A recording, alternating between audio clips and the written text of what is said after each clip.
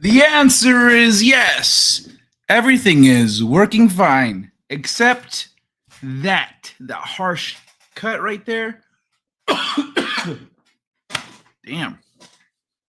That harsh cut right there is the only thing dragging me down here, but I think I know how to do it. I actually forgot about that until I went live. And I was like, oh, that's right. I didn't set myself up to do the transitions. Because now I have to do some extra setup here on OBS, I think, to make that happen, if I'm right, at least. So next time the transitions will be back. But until then, tonight at least, it's going to be harsh cuts. But there's not really too many of those because I tend to stay in this mode right here. Hey, what's up, everybody? We're game. It's just like a regular night. Yeah. And I have some. You know what? I want to actually go back into that mode for a minute before I say hi to you guys because I'm really excited about something about a come up from this weekend. And I want to share it with you guys because I know everyone here is going to appreciate it. So that come up is, there we go. That's how you do it. Click the button. Yeah. This TRON arcade machine that I found and picked up for at a great price. I can flip this for a good chunk of change, but I'm going to hold on to this for a while. Look at it, and it comes with a matching stool. Look at that shit. Wait, is there a stool picture in here? The stool better be in here. Son of a bitch. There's no hold on. The stool, and it has its own shot. It has its own shot. Oh. That's what happened. Okay, so there we go. There's the stool by itself. And then the arcade. And it's got a few different games. It's not just the discs one. It's got a few games. It's like all the TRON arcade games are on here. It is badass. It's weird because you see the controls. This wheel is to turn left and right. And it's not like it has like an arrow pointing and then like stoppers, so you can kind of aim very precisely. It's just a wheel. So it's got a wheel and the joystick with the button, and it's got a button up here. I don't know what it's for yet, but that's it. So yeah, I got this Tuesday. It was a good day.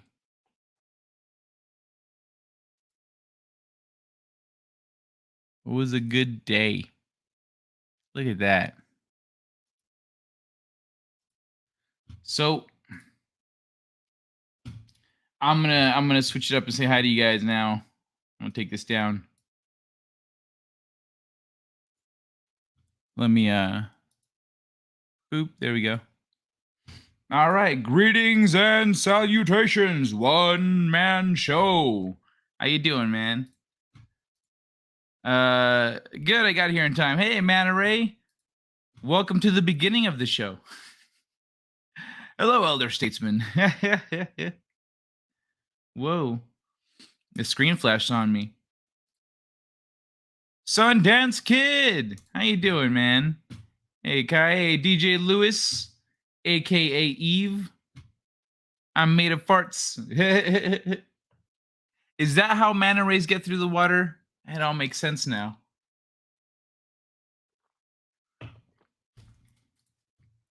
How have you been, my man? Kai, I've been good. As I just got through explaining. I had a great Tuesday. Gotta be, and I hadn't barely slept either. I hadn't slept. I had not slept Tuesday. I didn't sleep Monday night. After the show, I just stayed up. And then Tuesday I started my day early, and then took a nap in there somewhere. But it got to be me because I am hanging on. I mean, hanging in Monty class. That's me. I got to be me because I'm hanging in Monty class. Oh, got you. Oh, what, you don't want us to be seen in two places at once? Our boy going to Pawn Stars. It isn't hard to tell that someone is rather pleased. Oh, hell yeah. It's dope. Shit, I remember playing that bad boy back in 1987. Yeah, it's not like one of those original ones. It's definitely a newer one. You can tell it's made of particle board. It's by Arcade One Up. It's a new license within the last few years. The copyright is from last year, so it's new. But someone done got that new and lost it somehow.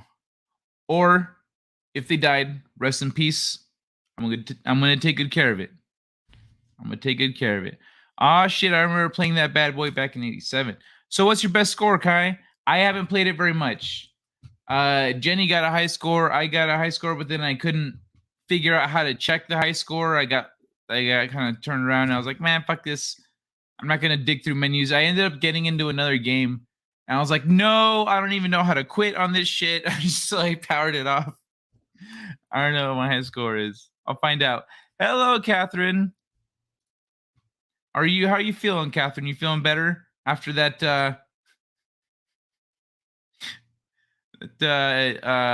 eventful Labor Day weekend? Try to learn crypto from Monty. Oh yeah? No shit. Crypto. I didn't know Monty was into crypto. Yeah, over the next few years, I think it's going to be really important for people to become acquainted with it. Let's assume. So let's just speculate here. From the moment from 2020, the moment the administration shifted, the economy just started going downhill. It started spiraling, and we're seeing and we're being told, no, it's fine. I venture to say I like the way it was phrased. I don't remember who phrased it this way, but they said it's a controlled demolition of the economy. Sounds about right. Looks about right. It's like people are sliding off and they feel it, but things are still operational to the point where people are just going, oh, it'll get better. But the point is not for it to get better. They don't know. Those people are not paying attention to how much how much cash has been pumped into the economy. And that's going to inflate the value of the dollar tremendously, no matter what. No matter what else is happening, it's just going to keep inflating. And at some point soon, the Democrats are going to want to, they're going to say, okay, things are looking pretty rough. Thankfully, we have this cryptocurrency that we're going to use instead of the dollar. And they're going to get rid of the dollar. I've talked about this happening before in Brazil. In Brazil, their economy was out of control. It was bad. And I've talked about this a while ago. On my channel, I've talked about it multiple times. Here on this show, I think I've talked about it early in the year, early. If not, I've talked about it last year. I don't know. But Brazil, their economy, their dollar was just getting out of hand. That shit was inflating. It was literally inflating so fast that people were rushing ahead of the person at the store putting stuff on the shelf, that they were rushing ahead of them while they were updating the prices. They're updating the prices, so they're like running up to get shit while it's at the lower price and buy it real quick. And so shit was getting wild. And what Brazil did was it instituted a new dollar. And this was just a regular fiat currency. So it says new dollar. This is a new dollar that we're using as an alternative. You don't have to use it, but it's there.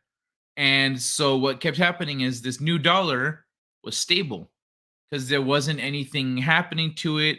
There was no it was new, brand shiny new like a car. But the other one kept going up.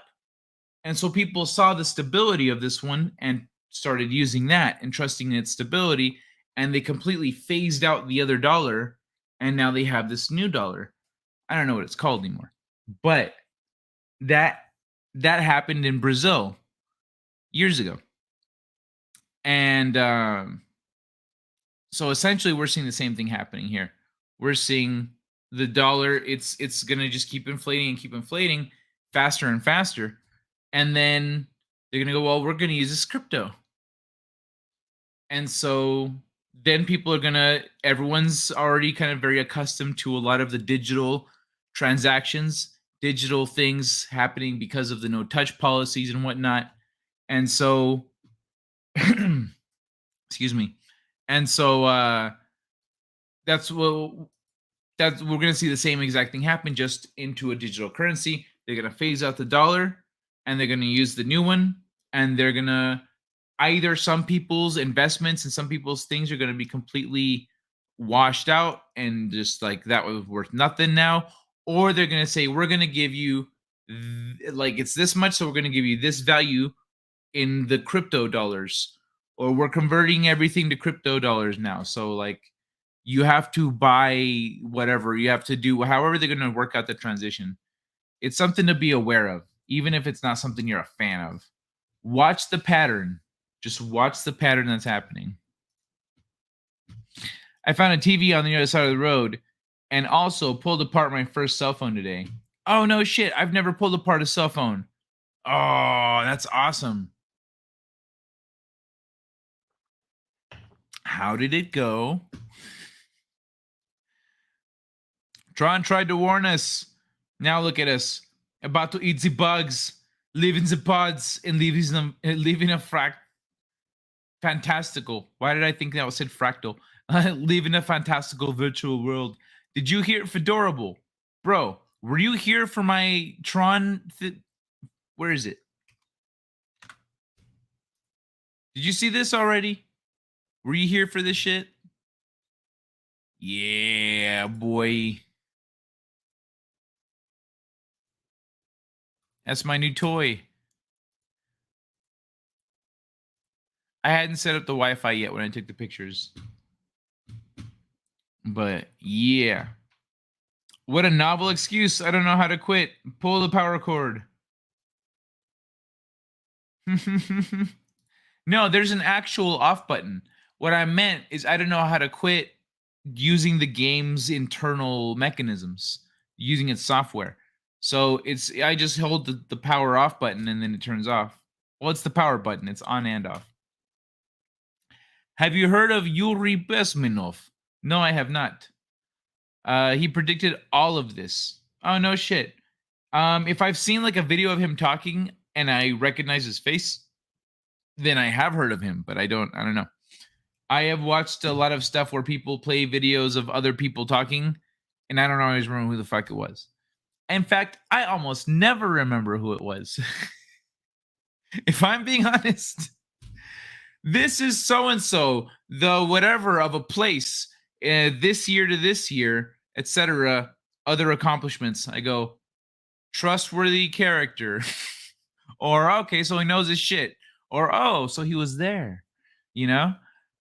That's what I retain. All the other detail, I don't give a fuck. So, hey, maybe he predicted all of this. Yeah, man, crypto is still for suckers. Unfortunately, one-man show. I mean, this maybe you said this before I said all the things, but somebody was commenting recently about how they said, well, luckily I invested in this cryptocurrency, FBX or FXB or FP something, whatever. I don't remember what it was now. I haven't heard it in a minute, but I was like, oh, And they said it's the one that all the politicians are buying. I said, oh, so all the politicians and certain other rich people are like buying this one particular cryptocurrency. Interesting. For no particular reason. It's just because it's stable and they know it's gonna stay stable. All right. They're like, it stayed stable during the crash. I was like, oh, okay. All right, I see. Because that's the one. That's the one that they're going to try and shift to. That's why the politicians are buying it. And then what's going to happen is when they go to shift to it, they're going to say, hey, this is the most stable one. It stayed stable during the crash. It's been, look at all this track record that it has. This politician had it for years. Now they're retired now, but they're so wise. That's why they're retired. We passed Tremulous, and so essentially that's the one that they want everyone to do. They're making suckers of people, but by getting them to go for specifically the one that they have control over. That's the thing about cryptos. Usually it's decentralized, but that one is theirs. We passed Tremendous a long time ago. You passed Tremendous a long time ago. Crypto is pump and dump. Same with NFTs, just laundering ops, other people's stuff. With the old arcade machines, you could get a free game if you unplugged, replugged it while the arcade masters weren't looking. Total digital dollar is well. See, this one is a modern one that's not made to work with quarters at all. So the mechanism, like, is it? Can you see? Yeah. Whoops. So right here, you can see on the front panel.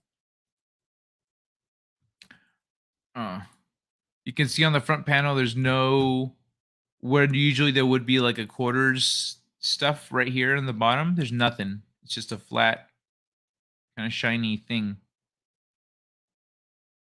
I want to put a sticker on it. I want to put something on it, but like I also don't want to fucking touch it. You know, I don't want to ruin it. I'm gonna put a brace here on the stick because this stick tends to break, and in fact, this one was broken, but it was fixed. It was glued. So I'm gonna I can feel how delicate it is. So I'm gonna brace it with a ring, with a metal ring that I already ordered. It's in the mail. But that's the only thing really to look out for with this thing. Ah, shit. Fucking Disney. That's why this shit is worth money, because these motherfuckers are whores about licensing. They're gonna get their money. But yeah. Total digital dollars is completely irresponsible and quite stupid. Well, it's what's coming. In my book, all currency is digital. Even what they call cash is a digital currency.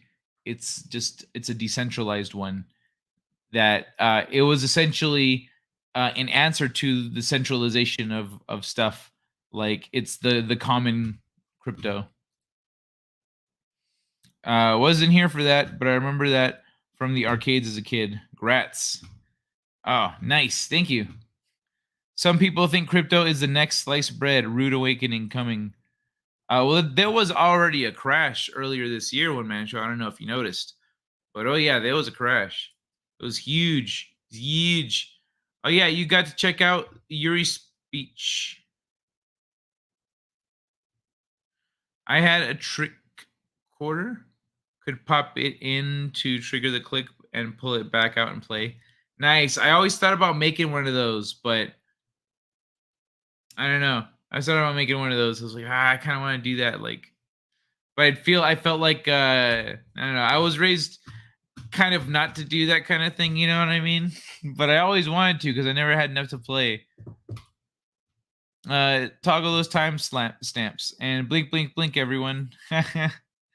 Kai, I don't have the right screwdriver, so I cracked out the curite board with a hammer and a screwdriver and a vise.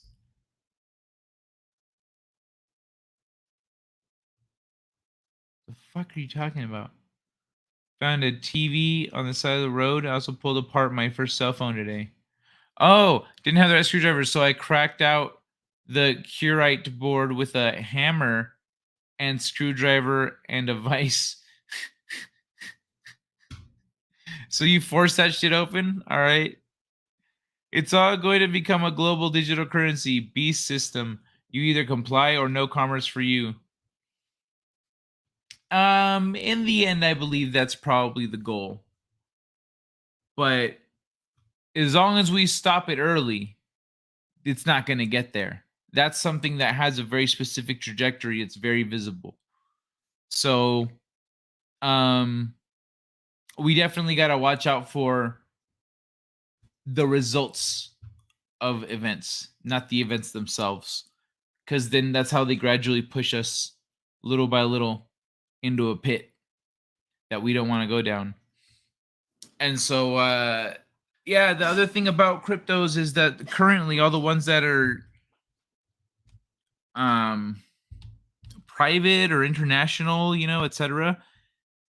I don't see how those could be absorbed as into a single nationalist currency. Like we're gonna absorb all those cryptos into like a USA currency. Then all the foreign people are like, hey, I didn't want that. I wanted a not your currency. You know what I mean? It's I see that being a little a tough sell. They'd have to mandate it legally. I think they'd have to just go all cryptocurrencies must be under the purview of this digital agents of this government agency, and then that government agency after a couple of years goes, we're just gonna merge them all, and then they into this one here, give everyone they'll have like an exchange value for each different one based on something. They'll have a basis for it to judge everything against, and that's how they'll switch everything. That's how I think would be the most efficient way to switch everything over and absorb it, because you can't just absorb all these things, and so you'd have to do it in little steps, just like everything else. It's a Russian nesting doll within a Russian nesting doll. It's a quantum nesting doll.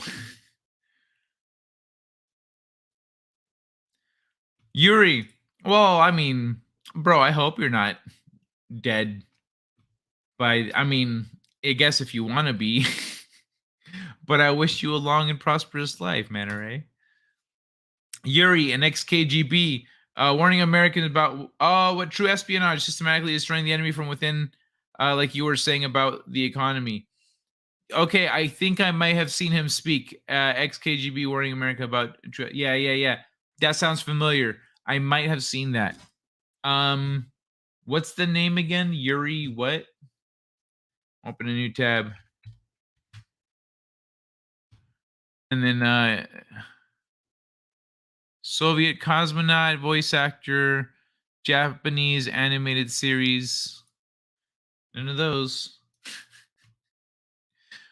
To quote Constantine, if you ask me, fire is fire. If you ask me, fire is fire. Hey, wait a second. What is this like? I'm going to try something here, guys. I'm going to try something.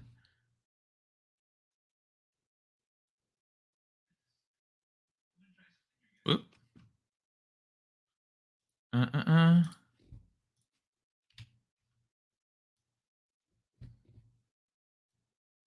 fuck? Okay. And then.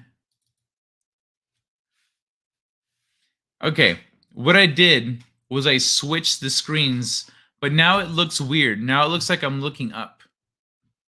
What's because yeah, to quote Constantine, if you ask me, fire is fire. And then oh shit. Yeah, so then over here. Monty wants people to learn basics so we don't get scammed when the stupidity happens. That's smart. That's really smart. Yeah, I don't like this. This is weird. I'm looking at myself looking up. It's bizarre. Yeah. I'm gonna switch it up. Fuck this. That was lame. That was a bad experiment. Why'd you guys let me do that? I thought you guys had me back. What was that about?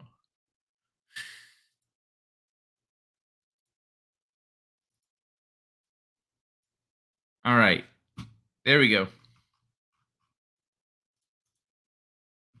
It is a MAME computer or an actual chipboard. Is it a MAME computer or an actual chipboard? I don't know, man. I haven't opened it up. There are reproduction Tron sticks. Oh yeah, I know. Well, there I can order it from Arcade One Up. I can get it from them. Some epoxy and luck. That shit will outlive you. Yeah, I saw a thing that I can mix to put on the inside of the controller to reinforce the plastic. And then once you have done that to each side of the plastic on the part where it screws in, then you put it on once it dries after like a few days. Then you put it back together, screw it in, and then you put the ring on it, and then it's super sturdy. But I don't want to do all that shit with the epoxy and the like cementish like stuff that guy used, JB Weld, that stuff, JB Weld. So I don't want. I'm like, I don't want to go. I want to like get that and go through that whole process, and then like, if just buying the ring is sufficient, if I could just buy the ring, then I don't need to go through the extra steps. So if I buy the ring and I play this for the rest of my life for as long as I have it, and the ring holds that controller together, cool. If I'm jamming on that shit and the controller cracks and I'm like, oh, now it's all loose, even with the ring on, it's just loose because the controller cracked, then I'm gonna buy a new one, and I'm gonna buy a new controller, and then I'm gonna use the JB Weld, the JB Weld, and reinforce it. So if Arcade One Up at some point.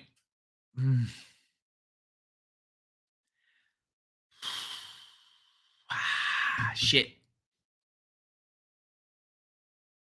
I should just buy an extra controller just in case. Because at some point, either they're going to lose the license or something's going to happen, and they're not going to produce that controller anymore. And then people are going to go, hey, can I get one of those controllers? You're going to say, we don't make those anymore, and we're out of stock. So you're going to have to go online looking for them. They're going to be really expensive. So I'm going to buy an extra controller anyway. And then I'm just going to put it away. Hold on to it. I'm going to put it in a box. I'm going to put the box on the inside of this fucking machine here. And I'm just going to leave it there all together in one piece. That's what I'm going to do. Thank you, Fedorable. Just the plastic part, not the whole unit. Need a rare part replicated? I know how to mold and fabricate just about anything. Oh, badass. Thanks, Fedorable. Dude, that's great. That's good to know. I appreciate that, man. Sorry, cash is not digital currency. Walk into a store during a blackout and see which they'll accept in exchange for goods. No, I hear you.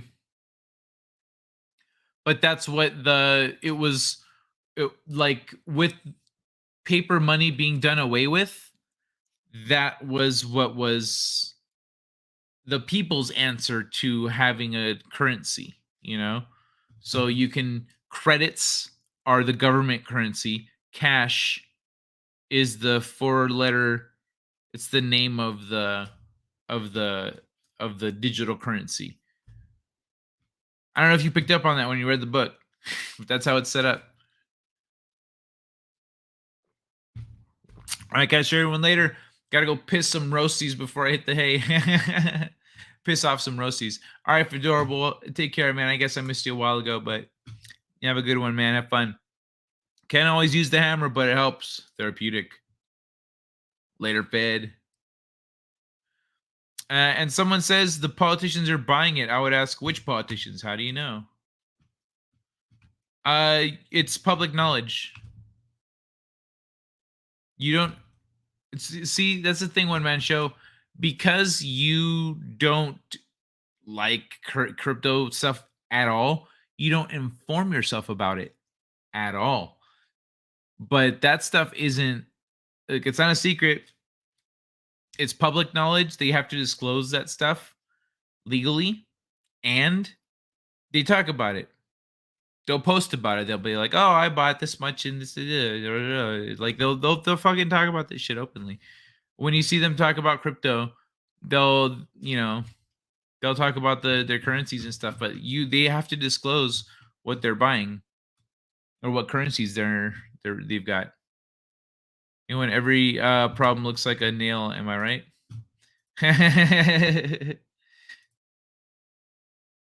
Aren't we supposed to talk about welding? Was that you? No. Plastic diamonds, telepathy, Rick and Morty, video games. That's what we're going to be talking about. I guess we could talk about that in a minute as soon as I catch up. The most popular arcade machine was Cruisin' USA in the mid 90s. It let you type in a 3-letter word when you broke a record.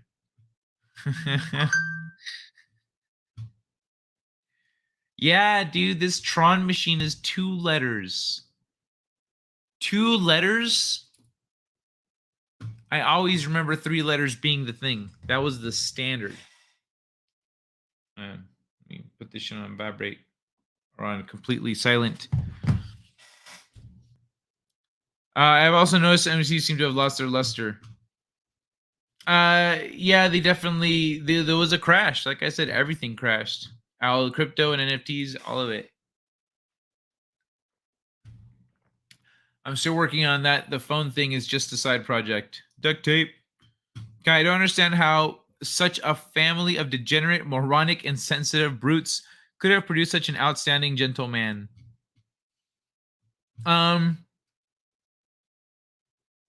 See, that's the thing. They did not. They produced a very capable man.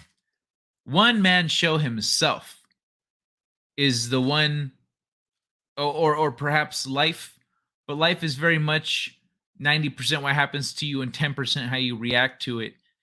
Wait, sorry, 90% how you react to something and 10% what happens to you. So life is, what happens to you is about 10% of really how much your life is impacted. The rest of that, the other 90%, is all about how you react to that thing. And so one man show has chosen to grow and develop and better himself in such a way that he is who you see today. So don't give them no credit. This is all one man show. I was a pre-4chan troll, so it basically used the word nig and KKK as my winning title. They had to reset the machine because... Oh, no. Dude, I'd be so mad. I'd be like, look, my family does not condone violence, but my dad always said, you better not start a fight, but if you do get in a fight, you better finish it. I take you erasing my score as starting a fight. Come here. I would have had to logic it for myself back then, because I would have been like, nope, I can't just go and kick this guy's ass. It needs to be justified. He did erase my score on the arcade machine. I think my dad will understand.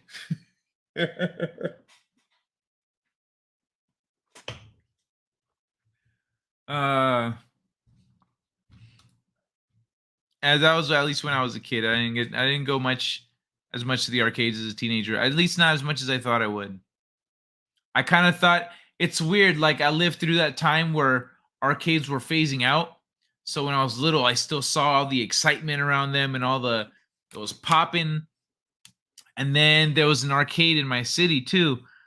I didn't realize that there weren't a lot of arcades in my city. That was the one, and it was there because it's in an amusement park. It's like it's an arcade inside an amusement park. It's like next to the parking lot, so you can just go to the arcade. But it's a big ass 3-story arcade. It was cool. And so oh sorry, it's probably not a good message to have that while I'm talking about video games, but it was cool. And so like I didn't realize that it was phasing out, but it was the time I was phasing out. That arcade is probably still there though. Cash is probably still there. As for me, I can't say I didn't. It didn't hurt me when they said the things they said. One man show spared you the really harsh stuff. He's really been here for me, so right now I am happy. That's great, Catherine. That's really good to hear. Yeah, I figured he spared me the way the rest of it went down because essentially he said, "Well, this is how things started. This is where they ended up. There's a lot missing there." I was such a mad little cunt. Give that what you know what? I would have been after resetting it a few times. If someone goes and complains, I'd have been like, you know what? Be better than him. Go get a higher score and get him off the high scores. Quit complaining to me about it. Get out of my face. Give that woman her own device, one man show. Holy crap. Without electricity, crypto is vapor in a strong wind. Yeah? But where do you think the world is going to end up? When the catastrophe hits, you're not going to have electronics. You're not going to have satellites. You're not going to have a cell phone. You're not going to have anything. So, I mean, we're already at the point where, and actually, when that happens, cash money won't matter either. No one's going to care. No one's going to give a shit about dollars. Without electricity, yeah. But if something happens to the world where there's no crypto and we can't like figure things out for later, for like, oh, well, electricity is coming back, you know, when that's not a thing, then neither is cash. You need stuff, you need skills, you need a heart, you know, etc. And so is that. And by the time, the thing is, some of these, I'm talking about transitions that are coming, not where we're at. We're going to have flying cars and buses and stuff like that pretty soon. 10 years tops. I think in 10 years, we're going to start seeing that stuff. Or within 10 years. So at that point, when we have electric vertical liftoff and takeoff, vertical liftoff and transport, like vehicles, is it vertical lift? Vertical.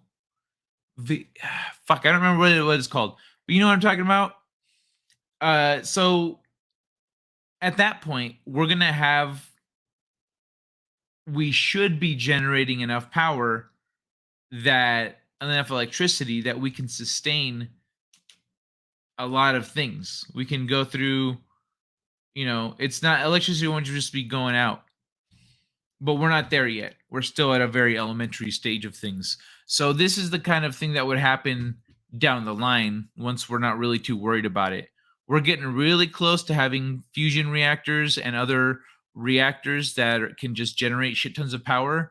And I think that's why there's not a lot of people that want to, aside from the Democrats being like, no nuclear, like, there's things aren't set up in a way that makes it easy or profitable to invest in nuclear, and there's a lot going on, but I think it's set up that way on purpose. So in the near future, when we have some of this stuff, all of a sudden power is going to be taken care of. We don't have to worry about electricity, and people are going to say specifically, because people are going to say this right here, and the other people are going to say, well, we don't have to worry about that anymore because now we have like free energy or whatever, when we could have free energy already.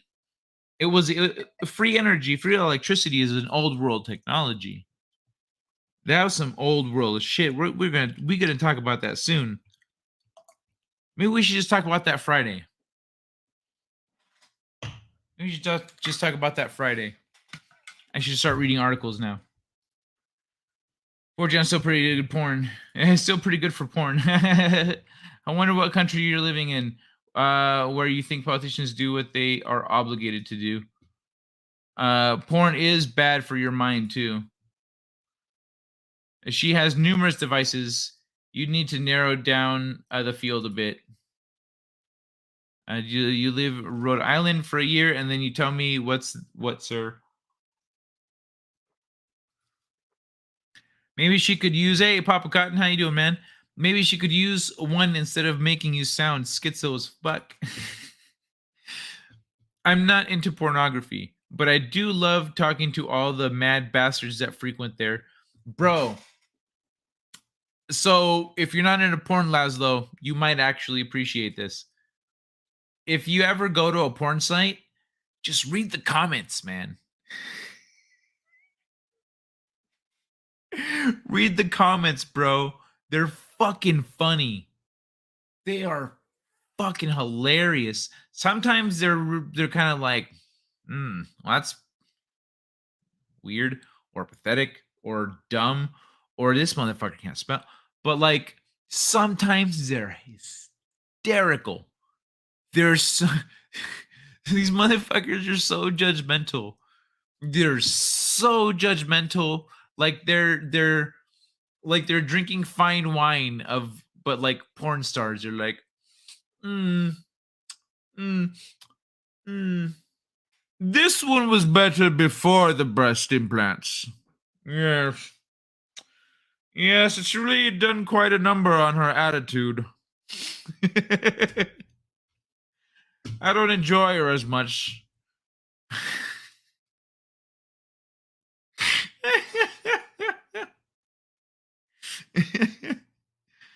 I'm sitting here with a drink in front of me. I could have been swirling the drink, but then again, I don't want to do that over my keyboard. It's probably not smart. Vertical takeoff and landing. Thank you, VTAL. Vertical takeoff and landing. Elroy Shredding. What's good, my man? Elroy Shredding. I get the feeling that you do something professionally that you're gonna want to know what I know. Vertical takeoff and landing. Yeah, that's the one. I am far less of an optimist. Thought that was and question. Fusion power. I'm trying not to laugh. Better fusion, sure. Sustainable fusion is still a long way off.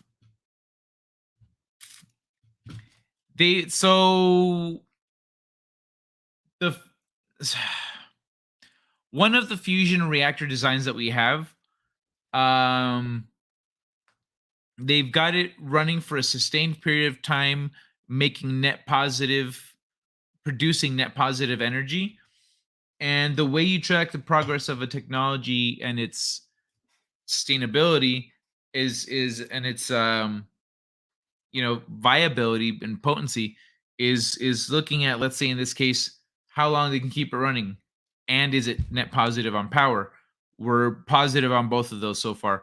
So it's like the first time, beep, like boop, we turned it on for like 5 seconds in it, and then it kind of got a little shaky. We turned it off. Okay.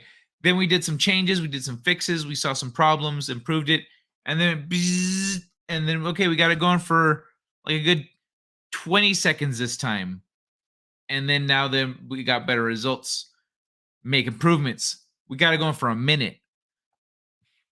What we're seeing there is a ×4, ×5 improvement each time. Each time they go back and try again. So they're over a minute now, if I remember right. That means the next up is 5 minutes. The next up is 25 minutes, 20, 25 minutes, a half hour. And then after a half hour, shit starts getting wild. Because then you've got times 4 is 2 hours. Times 6 is 3 hours. So let's say times 6 improvement 3 hours. We go from 1 hour from a half hour to 3 hours. Okay? 3 times 5 is 15. Let's say they go from 3 to 12. And then from 12 they do a day and a half, 2 days, a week. Then they're like, we think we can start installing these in cities now.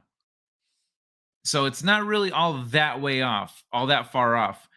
On top of that, that design, there's already a better design that's where's it at right now in development?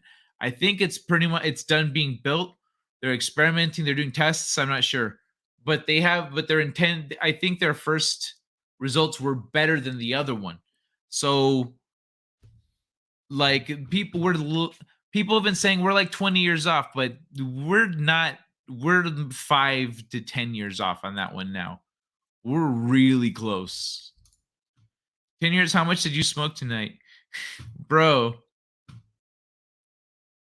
it's coming. I built Catherine a perfectly good Ryzen system. She chooses not to use it. Wait. Like a computer?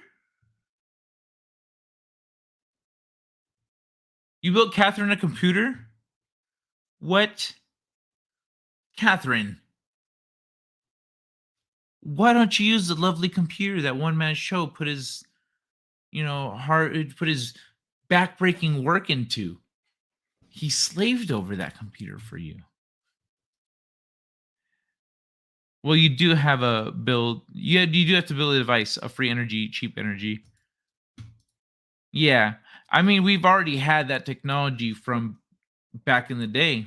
It's all around us if you know what you're looking at. You look at old stuff, you look at ruins, you look at ancient shit, you ask questions. Hey, that looks weird. Hey, what's that? Hey, why is it built like this? Hey, oh, the archaeologists think blah blah blah blah blah, or oh, that got sealed up by the Romans or whatever. But there's clues. There's clues. I want to talk about that actually. I think that's what I'm gonna make Friday's show about. Hold on, I'm gonna write that down. Unfold my legs. 1 second. Wait. What am I doing? Can't leave you guys like this. Hold on. What's it gonna be? What are we starting with, guys? I know. Category is people who annoy you. Niggers! Huh?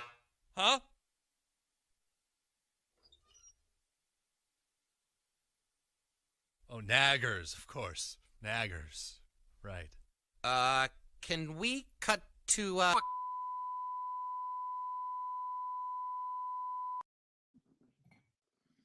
All right. Wrote it down. Ay, ay, ay. Kai, go look at a Chan Epic Storm. Go their live stream. Go look at a Chan. Oh, a channel, Epic Storm. Go their live stream and look at what they think hell may resemble. Just saying. Okay. Epic Storm.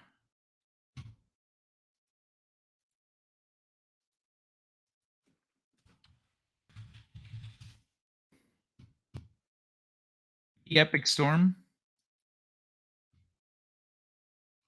It's not live.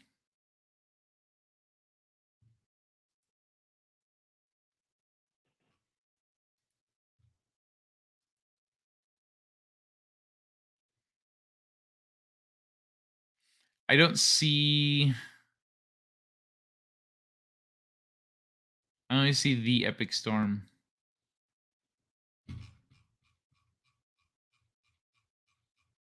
I don't see nothing.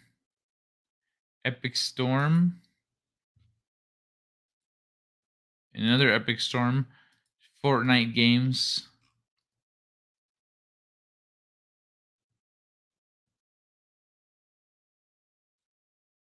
Yeah, I don't know if I'm finding what you're looking at, but hey, Kitty Bear, okay, can I give you a vertical takeoff and landing? Go sit on an airbag. Dude, hell yeah, that'd be so much fun. That DJ outfit is just so strict. So where's my old man? Does he play Tron? Oh, son of a bitch, I'm still young.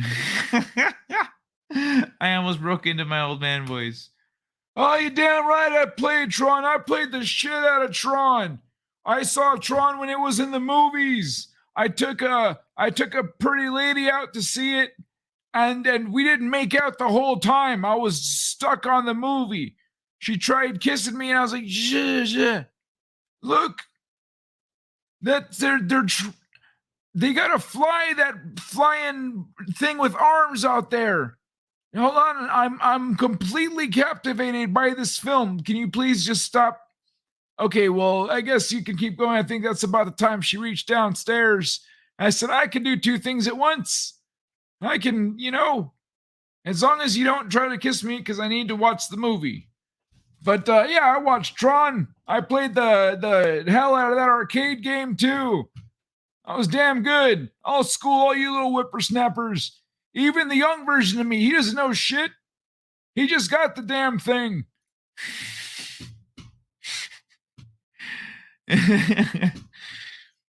Still waiting for my flying car that doesn't need folding wings. Vertical liftoff, and vertical takeoff and landing vehicles are currently mostly under development through government contracts and stuff. And the money necessary for those vehicles. So electric vehicles was easy. The technology is the same. The propulsion is a lot of mechanisms are different. Elon Musk was able to build that industry out from a niche market, small niche market, builds it up to mass consumer. Vertical takeoff and landing vehicles, the niche market for them is going to be military. And that's where most of the money has been coming from. But once those companies are out there making shit, they are going to be able to expand from their contracts from they're like, well, we're already making these things. We could make civilian versions too and make money selling those, et cetera, et cetera. It's not a big leap. Currently, they've progressed pretty well on vertical takeoff and landing. There's a lot more, especially with with propeller technology. Look at we're gonna see a huge leap in that soon. If you look at the little helicopter that NASA built for the Mars lander,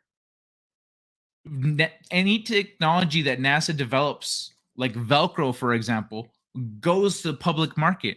So now everybody is going to have access to that propeller technology that they developed, which is way more powerful than normal propeller technology, which is going to do a lot for vertical takeoff and landing vehicles.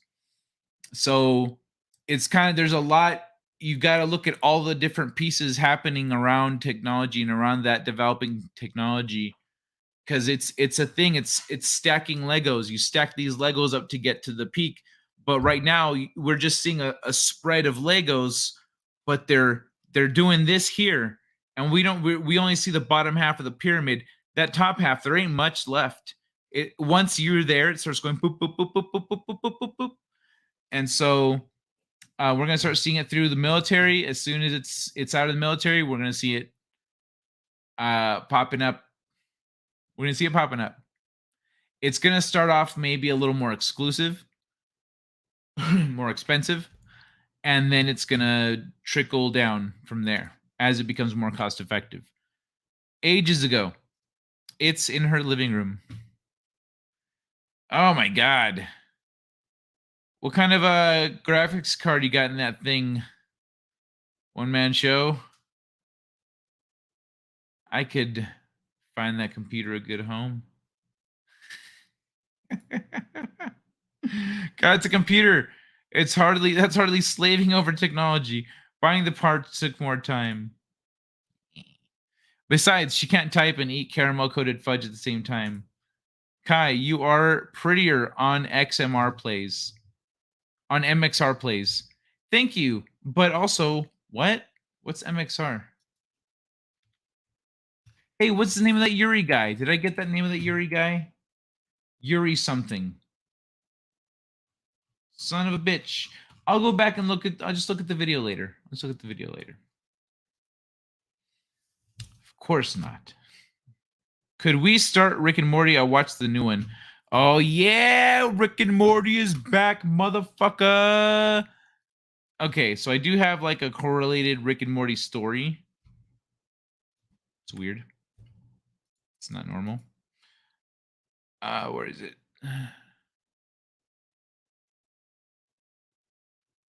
Where is it? There it is. But Rick and Morty is back, and the first episode of season 6 was fucking awesome. Okay, so I'm just gonna pull this up just to have like some background art here going on, you know what I mean? But yeah, keep us on track. Season 6. So Justin Roiland, if you notice at the end of the first episode, there's a little in loving memory. And that's because they lost like one of their big producers, I think, or one of the big, a very big part of making the show happen. He died unexpectedly in 2019 or 2020. And so that really shook them up. And it also made producing that season very difficult for them. So season 6, he was in an interview with Justin Roiland. He was talking about how the show, they feel like they're back to full steam. They feel like they're back to talking about, I mean, back to doing things on the level that they like to do things, writing on the level that they like to write. And they were very meh about season 5, but they're very excited about season 6. And I can see why. Dude, that shit was wild. They did such a good job tying everything together, tying together a lot of different things that are happening in the story, using each character to tell a different to touch on a different part of this show that we've got to before. Like I mean, I'm not going to get into the episode as much as I can avoid it. It was really, I want people to watch it, give them a chance to watch it. But dude, yes. Fucking yeah, it makes the entire series make sense. B, it not like it didn't make sense before, but there were some questions out there that were about the very premise of the show, and those questions, they answered those questions in this episode. And also they revealed some new stuff. They did some things. They wrapped up old stories. It was a damn good episode. It was so good.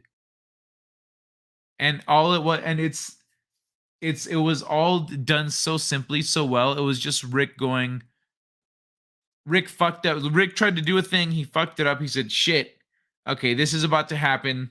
So this is what we need. Let's do this and that and go." And then the rest of the episode happens. But that thing that happens is such a simple mechanism to hit on all these past events throughout the show and tie them all together and also bring us current and move us forward. It was sick. Like, the writing on this show is fantastic. Live volcano footage. What? Live volcano. Epic storm. There it is.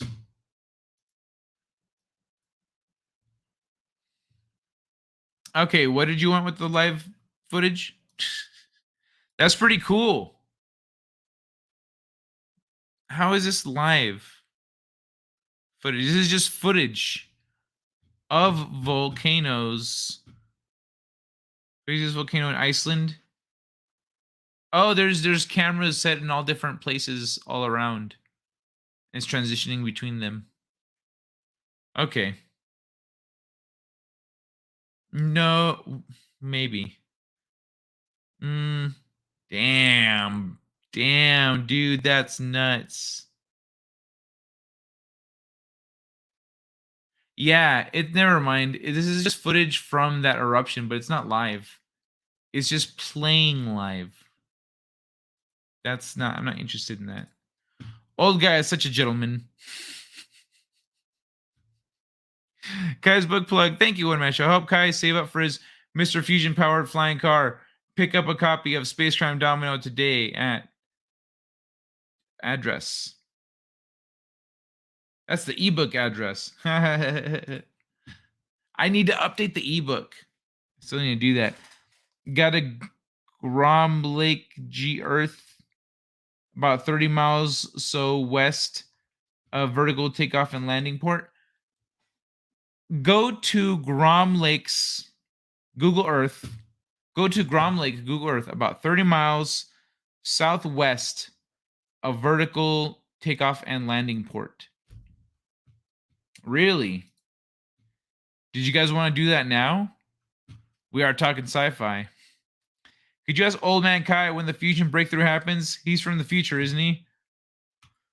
I'm not from the future. I'm just old. I've just been around longer. I don't know what's going to happen.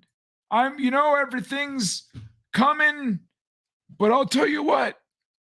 When I was younger, I was a wee lad. Like my Irish friend used to say. Me and my Irish buddy, we knew this feller that he used to work with electricity back when it was new. And he used to put light bulbs in his yard and they would just light right up. He said he knew that old world knowledge. And electricity was free. His name was Nicole or something. Nicola. His name was Nicola something. He was a nice guy, kind of weird, but he could really pump out the watts. I don't know what happened. We're supposed to have free energy right now. Fusion should be a joke. We shouldn't need it. I heard Elon Musk has some 1,400 court cases against him. Unhappy people he told stories to. Wouldn't he be busy? When you're big time, a lot of people come after you for shit. Because a lot of people feel entitled. They're like, oh well, they feel like they could get something out of you, and they feel entitled to like they somehow are partially responsible for your greatness. And people just come out the woodworks. Tesla's autonomous driving system is going to cause Saint Musk no end of troubles. A spread of Legos. I had an RTX 3090 in it. Oh, nice. Oh, damn. What?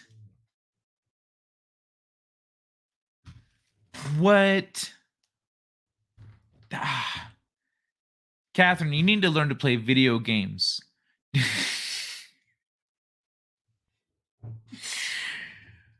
Oh, man. Sadly, I agree with the Fed. I wonder if I can. You guys can see that. Oh, wait. There's no. It's off screen right now. But I'm looking at the Tron machine. It'd be like right here. Be right here-ish. I think. Over my shoulder. Anyway, sorry. Sadly, I agree with Fed. There is not but death and darkness to come, but that doesn't mean I'm giving up. That is what true madness looks like.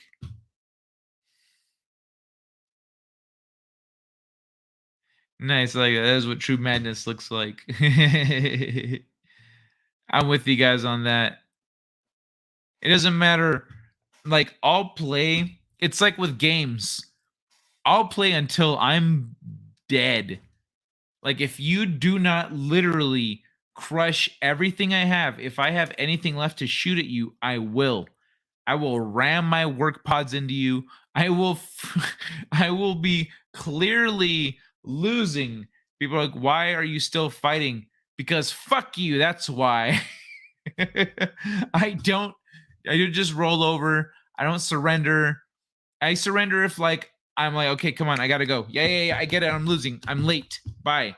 I peace out. But most of the time, I don't quit.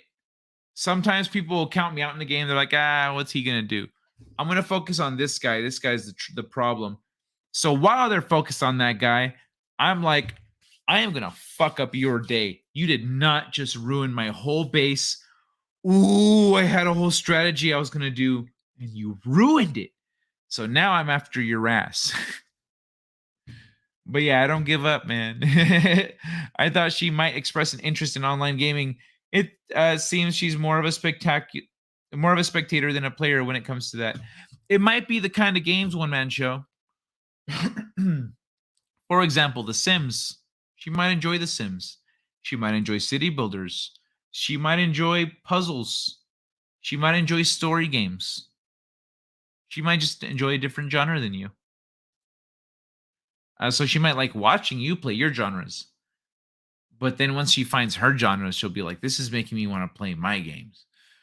Yeah, I like the new episode. There was very little wokeness. So I hope it keeps that up. Well, when has it been? Usually when I notice like a little wokeness, it's like from Summer, which it makes sense. It's like the snooty teenager being like, Grandpa, it's not like how things are now, whatever. Shit like that.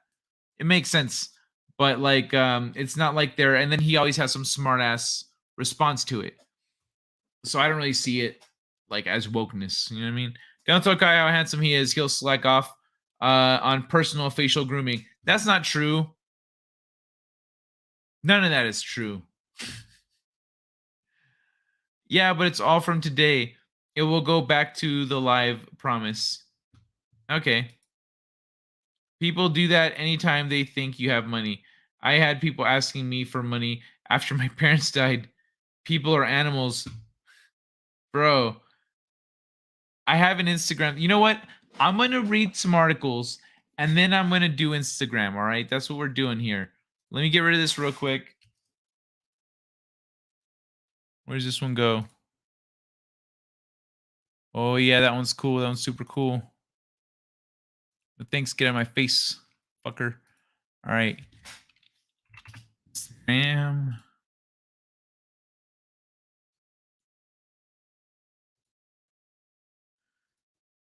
Because I have a thing for that, dude.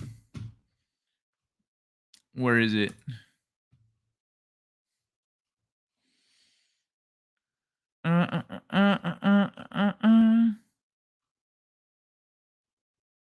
Come on, doggy. Where you at? Oh, okay. There's the guy jumping into the water.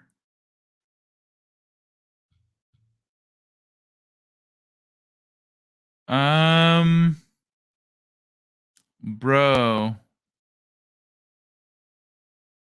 Where is it?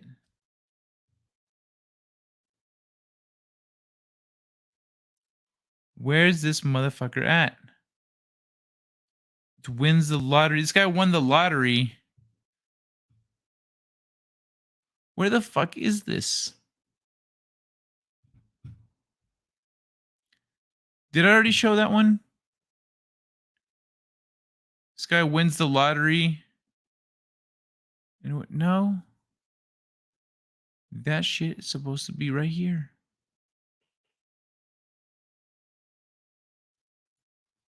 Son of a bitch. I guess I didn't get that one. Huh. All right, let me see if I can find it real quick. Let me see if it's in here. Because that shit was funny. So this dude is at a table signing fucking cunt son of a bitch. It's not here. I don't know where it's at. He was signing the thing. He won the lottery. And so you go and you show up to claim your shit. And there's cameras and everything. This motherfucker shows up in a Scream mask. So his family wouldn't know he won the lottery. No, I don't see it. Where did that go, man? Where did that go?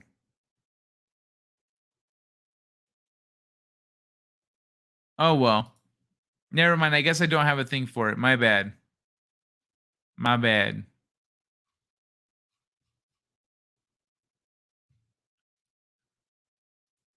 All right. Let's get back to Rick and Morty. So, there's a living episode of Rick and Morty popping up around the world. Described as completely immersive living episode, this global activation features 14 totally unique scenes, 9 of which await discovery as part of an international global treasure hunt involving every continent except Antarctica. Yes, even Australia. Wormageddon is intended to bridge the gap between seasons 5 and 6, scheduled to conclude when the latter hits the airways / streaming queues. At the time of this writing, only 5 scenes have surfaced. Here's every Wormageddon scene discovered so far.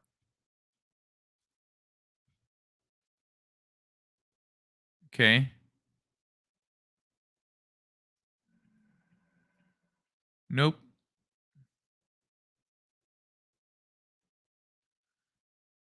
Okay.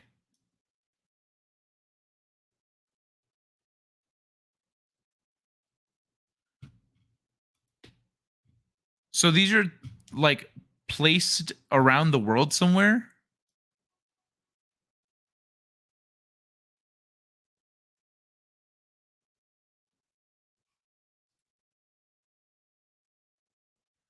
Oh, I saw this.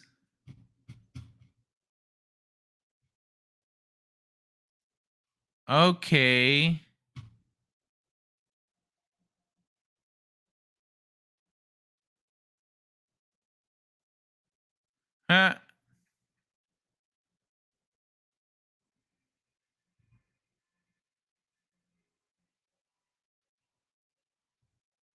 Dude, what? This is wild.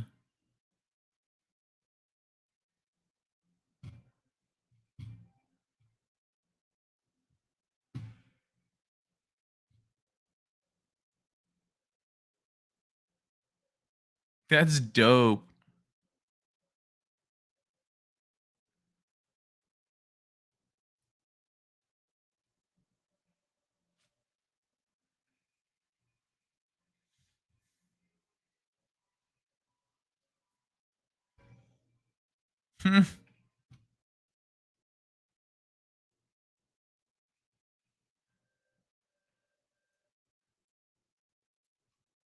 That's pretty cool.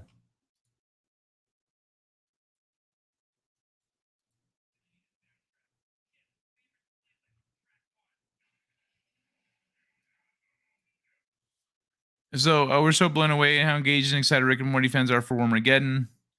Each of our hidden builds we found only mere hours after the first clue was posted. So it's so incredible to bring both our fans and sponsors into this immersive Rick and Morty living episode. Who but Adult Swim could dream up a global treasure hunt that includes invading space worm aliens and State Farm? You can follow the ongoing treasure hunt by unlocking clues and uncovering the hidden builds at rickandmorty.com. First fan to uncover a hidden location in person will be rewarded for the spot with a life-size golden Rick head. That's fucking cool. Season 6 is locked in September 4th, September 5th on... Oh, what? So, it's on Netflix the next day. Okay, I guess that's where you can watch Rick and Morty Season 6 if you don't catch it on Adult Swim or catch it on its premiere. So, Atlanta, Pittsburgh, Pennsylvania, the Netherlands, Malibu, Casa de Cultura, Jesus Reyes, Heroles, Mexico City, the Netherlands.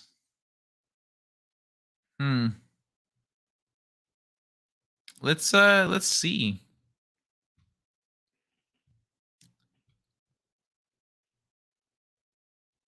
So hold on. Favorite characters defeat the space worms before they destroy the world. That is where we want to go.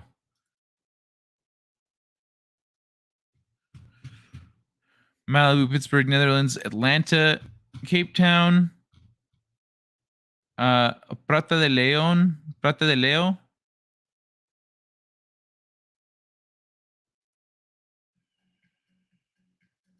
It's freaking Mr. What's his name? I don't remember his name. This fucking guy.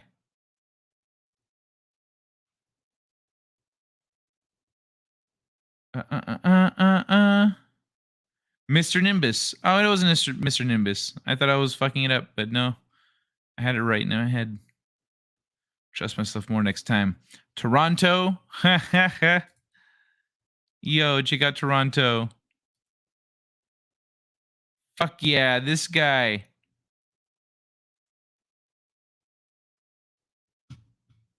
All right. Sydney. Here's Australia.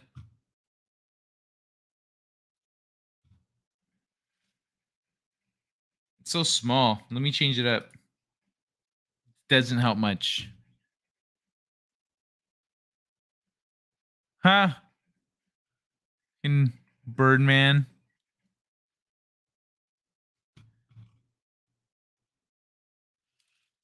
Chicago.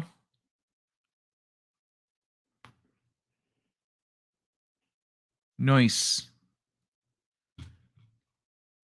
And London. Oh, me seeks. Yeah. Being wrecked by me seeks. All right. What else? Manila.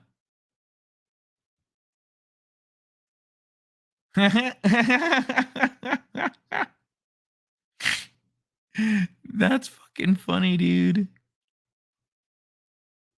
Las Vegas. What? Oh, I need to go to this. When was this discovered?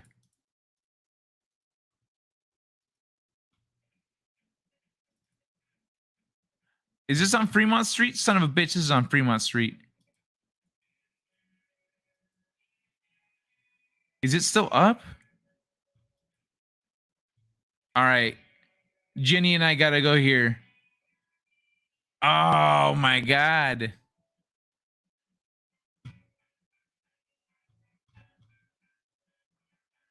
Dude. I'm gonna go to this shit and take some pictures. That is badass. I was like, there should be one in Vegas. And there was. Okay. And here are the episodes for it. They're like 15-second episodes.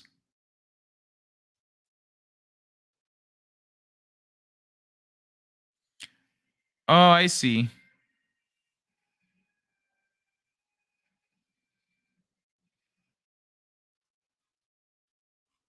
Cool. So you can go to the website to watch all the little episodes that builds up to season 6. There we go. Rick and Morty is back, though. Fuck yeah. You know what? I'm going to leave this up for a minute. What's next, actually?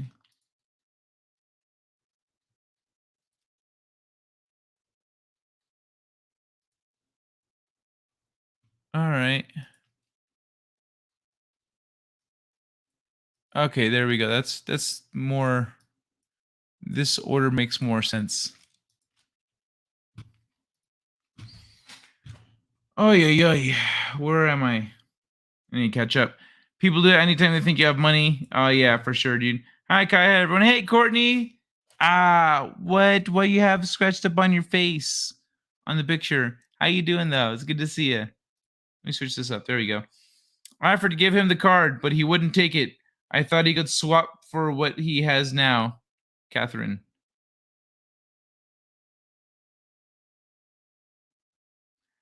I can understand why he wouldn't want to swap it. But at the same time, the card isn't being used. You know what I mean? The computer isn't being used. That thing is meant to that's like a truck that's meant to haul bigger trucks, you know? And there are some I do believe there are some games out there that you would enjoy, Catherine. So you have the every opportunity to explore a little bit. Why not see what you find? I'm sure One Man Show can help guide you in finding games if you have things you want to look for. But yeah, give it a shot. Also, that'd be weird. I don't know. I guess you could just buy him his own for his birthday or something. Madness one step beyond. Beyond. Da da da da. Disestablishmentarianistophobes. She might enjoy Moon Tycoon. Hey, Papa. Hey, Manta Ray. Elroy One Man Show. Kai from MXR Plays is a girl who does the editing there. MXR Plays is a YouTube channel. Kai from MXR Plays is a girl. Oh, there's a girl named Kai at MXR Plays. I have to go. My dad is almost here to watch a movie with me. Oh, rock and roll, man. You guys have fun. Take care, Kitty Bear. Bonosich, Bocephus. You could start her on Pokemon or Sims. Yeah, that's cool. We had the same thought on the Sims. One Man Show showed me those social games. The Sims looks really silly to me. Oh, the Sims look silly to me. Okay. The games he plays look interesting, but I don't do well when I'm trying to play them myself. What kind of games are they? Is it also might be a difficulty thing. You might be able to crank down the difficulty, play through tutorials and stuff, get used to it. Because really when you're playing games, it's the muscle memory is a big part of it. You got to kind of get used to it. So the more games you play, the easier games become to play. Unless my mom relatives came around asking what I was going to do with all of her jewelry.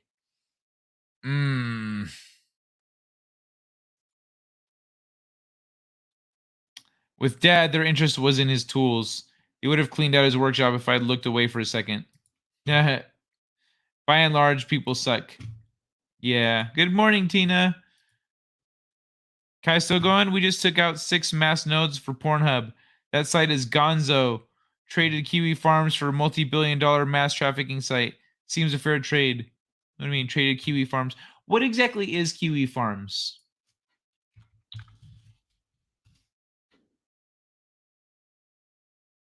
I still see Pornhub online.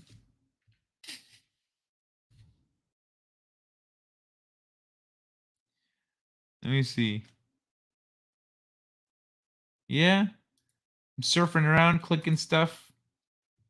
Still going.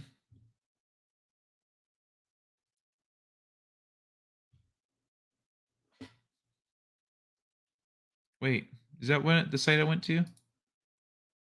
Yeah. What's Kiwi Farms though? I've heard that recently. What's Kiwi Farms? But I actually saw it in a post. It was somebody said that people are going to trade Kiwi Farms for 4chan, and someone said no, they're not. Do you understand how 4chan works? It's not going to happen.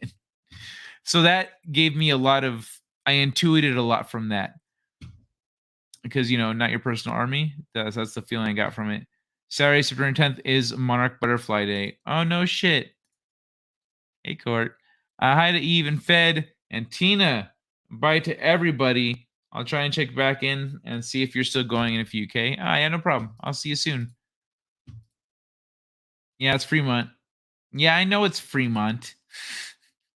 Fremont Street is a great place to meet local whack jobs.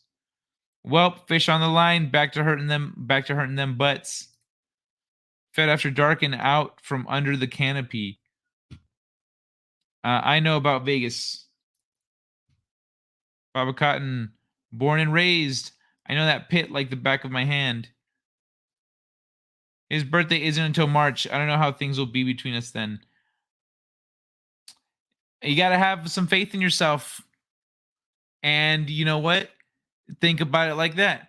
Say, hey, we have gone strong. It's March now. It's his birthday. Don't, because that sentiment right there is very self-defeating.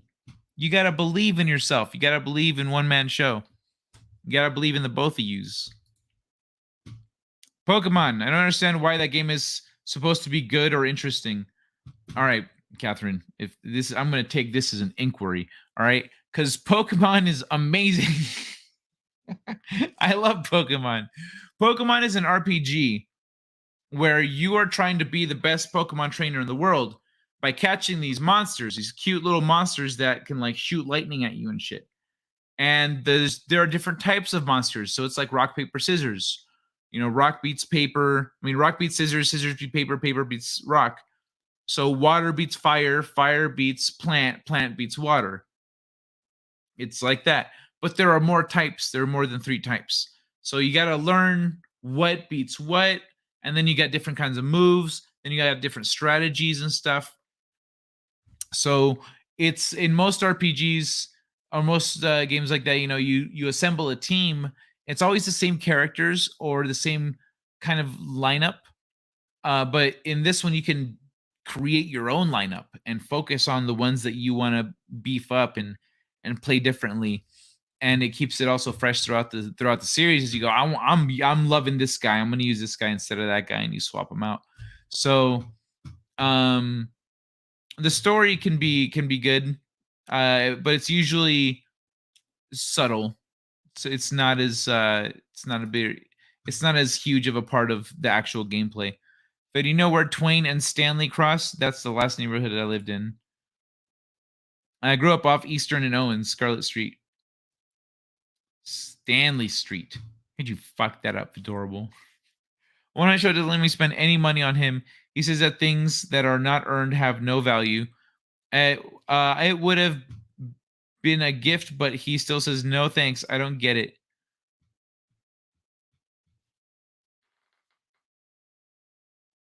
Well, speculating here. Speculating. What if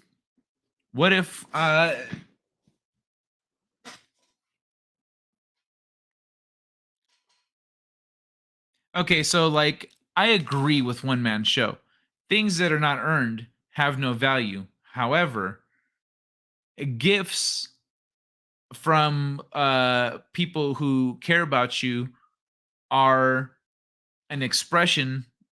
Depending on, some people they show love through touch. Some people show it through acts of generosity, through service. You know, like one man show does with you, making fudge, making you hot cocoa, doing things for you. That's how he shows his affection. But if gifting the different, you know, love languages, so the service is one man show's love language, but I don't think he understands that gifting is other people's love language. So, Catherine, if you at some point feel like one man show has enriched your life and made you feel so amazing that you want to give or do something nice for him, then it is the same as him spending, you know, whatever he spends, the time, energy, money, etc., all that in just doing nice things for you all the time. It's the same thing. So maybe he doesn't perceive it that way, but it's a love language thing. It's like people who touch is not their love language. They don't necessarily respond well to touch. Like, I'm a very touchy, huggy person. And so when I'm with someone who's like not used to that, they're like, you're like really affectionate. Like, am I? Okay. Because they're not used to that. Usually, I guess guys especially are not particularly affectionate. So, yeah. My whole apartment complex was filled with nothing but hookers, dealers, and gang members. I was the squarest guy there. That's funny. I want cheese. Yeah, I kind of want some fudge. It's after midnight. And I've been pretty good about so I've been practicing like fasting to see how I would do, how it would go down. And I was like, okay, so I've learned. I don't know if I want to keep doing it. I think at some point I'm just going to try fasting for an extended period of time or do it. The thing is, I'm not trying to do it on weekends, but I'm going to have to do it on a weekend when I do like a 3-day fast. I'm going to have to do that on a weekend because I don't want to be on here with you guys griping about how hungry I am or talking about food and being like, son of a bitch, why does this article have to be about food? I'm worried that what is being said about me will reflect on him. He says he doesn't care what they think, but I do. Okay, well, if he doesn't, then there's no problem. The thing is, Catherine, One Man Show doesn't care because he understands why people talk and what value really comes from that. So he doesn't value that. And people will talk because their lives are empty. And they need to fill that with some kind of gossip. They need to feel better than somebody, etc. So the thing is, when somebody who other people like to feel better than, like they like to feel better than this person, when that person starts being happy and living their life and doing whatever they want, not caring about what they think, that fucks with them. It pisses them off. And also, well, the reason it pisses them off is partially because they like to feel better than you. Second of all, second part is they no longer have power over you. They can't see you in a store and go like, snooty comment. Because they know that they don't have any snooty comments to throw at you because you're doing better than they are. And you're doing better than they are. And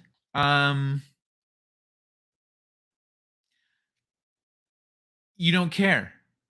It doesn't affect you. So whatever they say, even if they try saying something and you're like, okay, bye, and you just go off and fuck off eating your Twix or whatever, then, and they're left there standing looking at you like, fucking motherfucker, get mad. Fuck. And because they care so much. And One Man Show does not care because he doesn't, when you don't care, people don't care. And so then people, even if they talk about One Man Show, they're not, gossip isn't a thing. It's not a big deal. Like the only reason gossip is spreading is because it's attached to you, because you care. And so that's the only reason his name is spreading through the guy. He doesn't care. But if it weren't for that, if it was literally him and someone else who equally does not give a shit about anyone, then it wouldn't spread. Everyone would be like, you hear those two people who don't give a shit got together? Yup. End of story. End of story. No one cares. And like, oh, this, I'm sure they'll pair off well. Yeah. Fuckers. But that's why he doesn't care. And that's why it doesn't matter how people's opinions, that's why people's opinions don't matter, because their opinions are based on their prejudices, their own self-development or lack thereof, their own education, their awareness, their level of maturity. These are all the factors that go into determining that. So the second you stop giving a shit and treating these people like the children that they are, you'll realize that you're going to be a lot happier on a regular basis. You're not going to care what anyone thinks. You might even make things up just to mess with them. And be like, I told them this. And then you in One Man Show can just laugh and laugh and laugh all the way home to eat your homemade fudge. Peace. Have an awesome night. Go carp that DM tomorrow. Fuck yeah. That's what's up, Fed. Pokemon is based. It makes eugenics and dogfighting fun and cute for kids. There you go, Catherine. There you go. That's why Pokemon is great. It's hella based. It makes eugenics and dogfighting fun and cute for kids. Yeah, because you're looking at your Pokemon stats, you're fighting them against each other for superficial reasons, just for practice. You're like, hey, I want to earn this badge. See this badge? I want the next one. So I'm gonna fight my Pokemon against your Pokemon. See which one comes out bleeding and which one comes out winner. Catherine just needs to quit stuffing her face with fudge and type for herself. This is getting weird. Oh God, the love language that girl was one giant monkey's paw. What are you talking about? What? Who? Who was a monkey's paw? I am savoring this fudge. At Papa God, and I am savoring this fudge. Thank you very much. I'm eating it very slowly because it is delicious and I want it to last as long as it can. I don't want to get caramel on my keys. Popcorn. Hey, Captain Time Lord. Thank you very much. Sus. What's sus? Which part? The fudge is delicious part? Oh man, okay. I'm gonna play a clip. I'm gonna get some fudge, and then I'm gonna jump to the next thing. All right, the next thing is a quick little anime blip, and then we're gonna talk video games and stuff. So let me oh man, these I didn't realize those three are all 15 seconds. All right, I'm gonna get rolling. I'll be right back. You ready? Yeah. Go, Calvin. He's about to start it. Oh! There it is! There it is! There it is! There it is! He's going and going. Like an Energizer Bunny! That's what I'm talking about. Keep it going! Keep it going! Keep it going! You got it! You got it! You got it! Oh, sh**! Oh, sh**!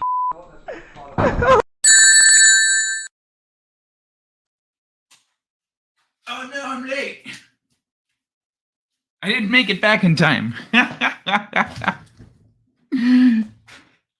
Oh, I went like this.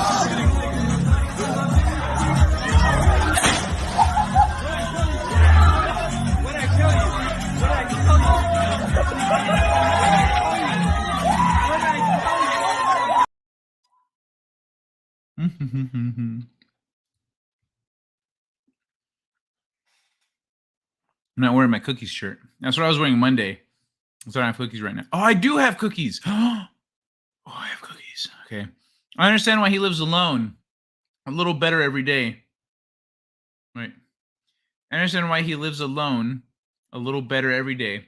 I'm not like him. I don't enjoy being alone. Pokemon doesn't sound like something I like, but thanks for explaining it. All right. What does sound like something you'd like? What do you want to do? Do you want to fight things? Do you want to build things? Do you want to... Yeah, what are you looking at? Kai, I just followed you on Twitter. Weren't we already following each other? Oh, you always got to make new accounts. That's right. That's right. I remember now. Gotcha, doggy.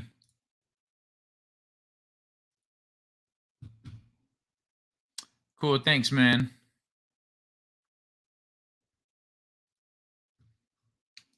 So I understand why he lives alone a little better every day. I feel you, Catherine. The thing is, the being alone thing is something you got to work on, because you can't rely on other people for your happiness or balance or for anything really. You got to be. It's all got to come from within. And so when you're happy being alone, you're happy being with yourself. And when you're happy being with yourself, other people can enjoy you even more. So it is definitely a discipline thing. It is I like being with the people that I like being with. I like being social. I'm very social. I'm crazy social. But if I was social all the time, I wouldn't get anything done. I have to be alone, and I have to force myself to be alone. Or else I don't get shit done. I can't believe I've gone so long. I've only played the 2 clips. I got it. Hold on. I gotta do something else here. I got this one next. I'm choosing the next clip. Ha! Check this one out. I like this one. I don't know why he hasn't edited this one to be like, different, so it takes up the whole screen. But here we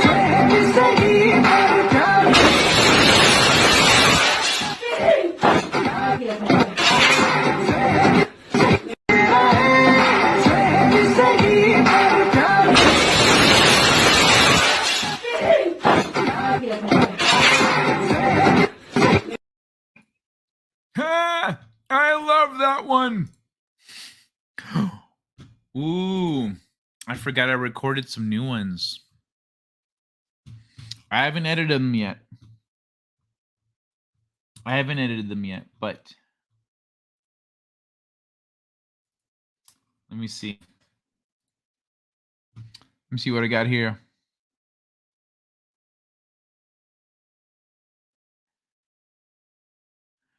Yeah, I still have a lot of editing to do on these bitches. Where is it?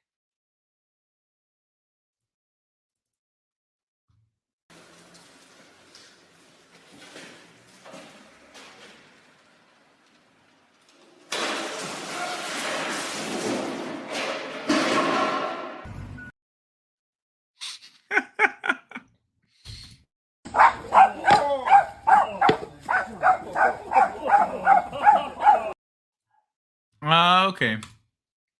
All right. Well, whatever. I'll have some new clips coming soon. I forgot I recorded those.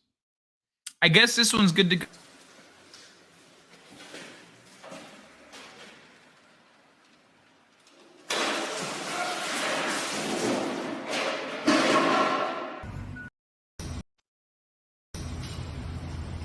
Door right. Door right. Door right. Door right. Up.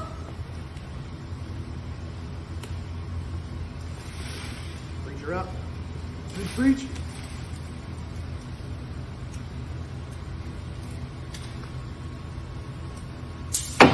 Fuck. Fuck.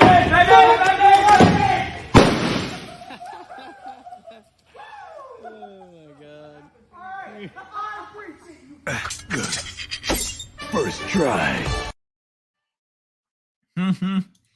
Why would you not support the top of the pole? Was it not? Did it have no support, or did it just come unscrewed because it wasn't properly fastened? I thought it was just improperly fastened. What was the dude with the keg supposed to do? I think he was trying to slide it down the ramp without, this happening.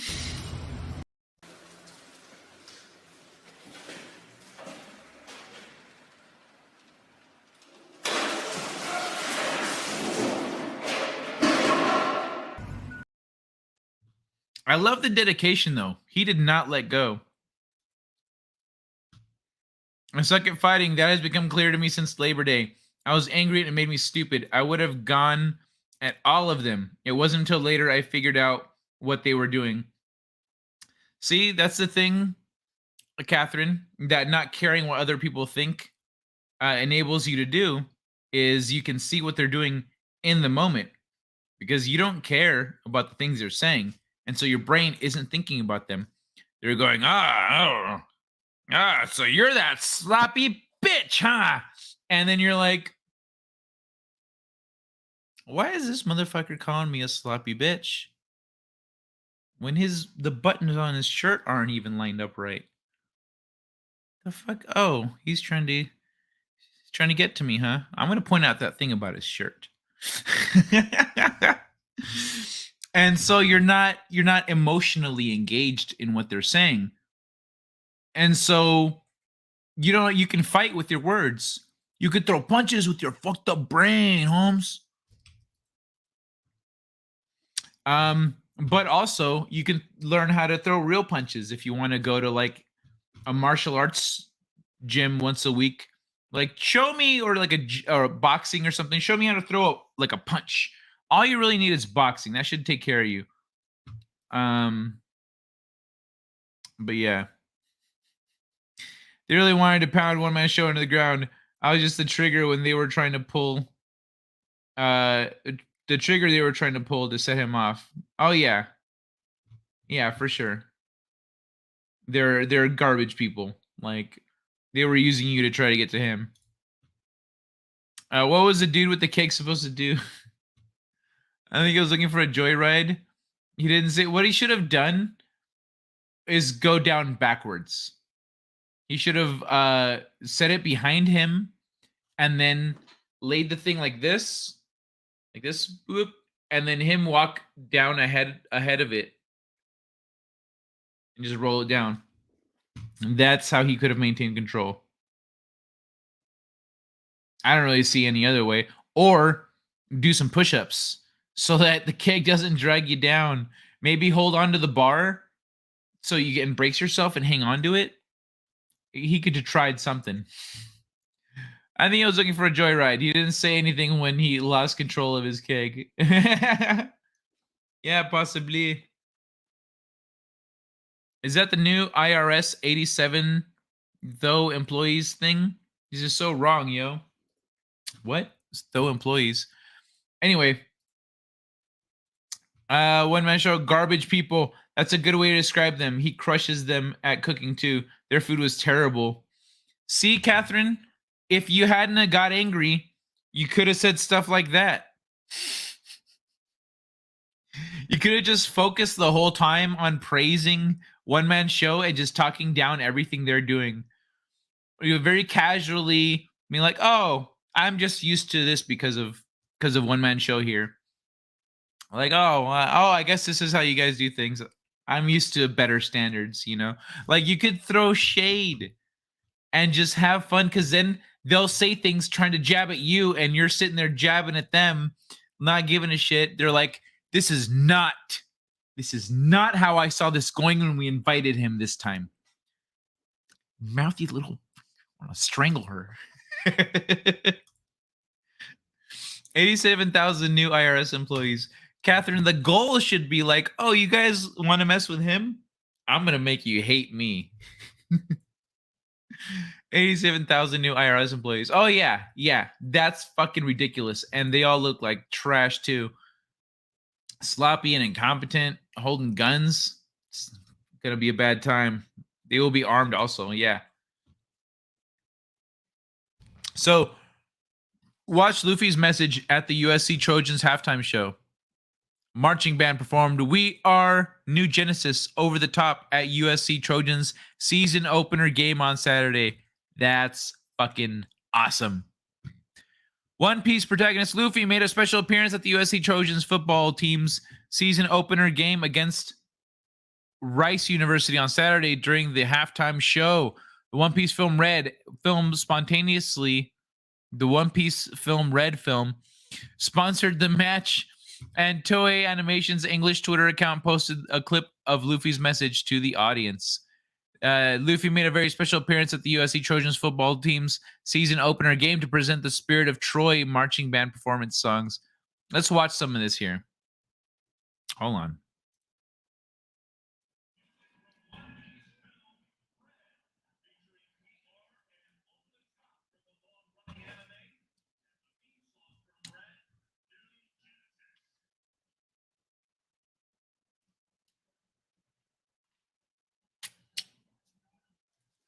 Okay. There it is.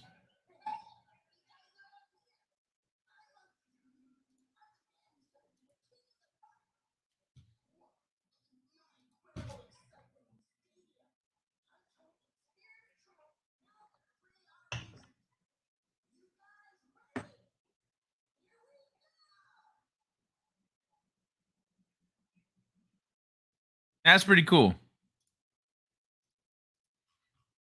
Oops.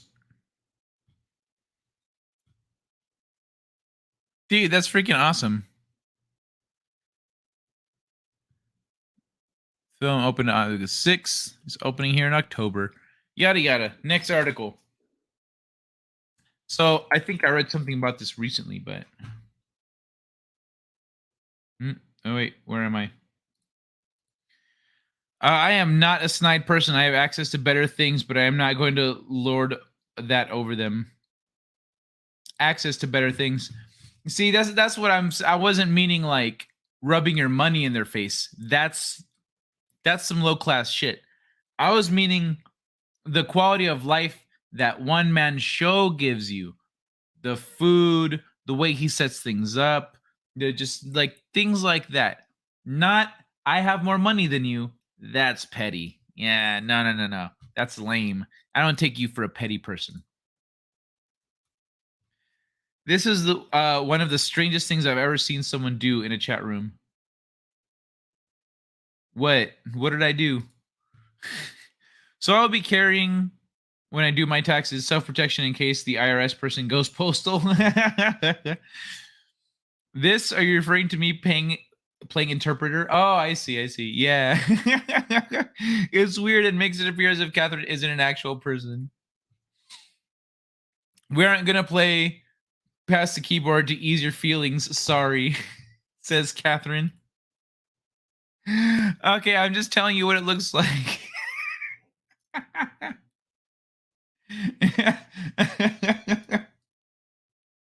I love that Papa Cotton's like kind of shaken by it. He's like, it's so weird. I've never seen this before.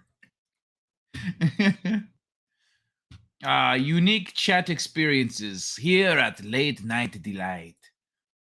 Delight yourself in the late night of vicarious chat.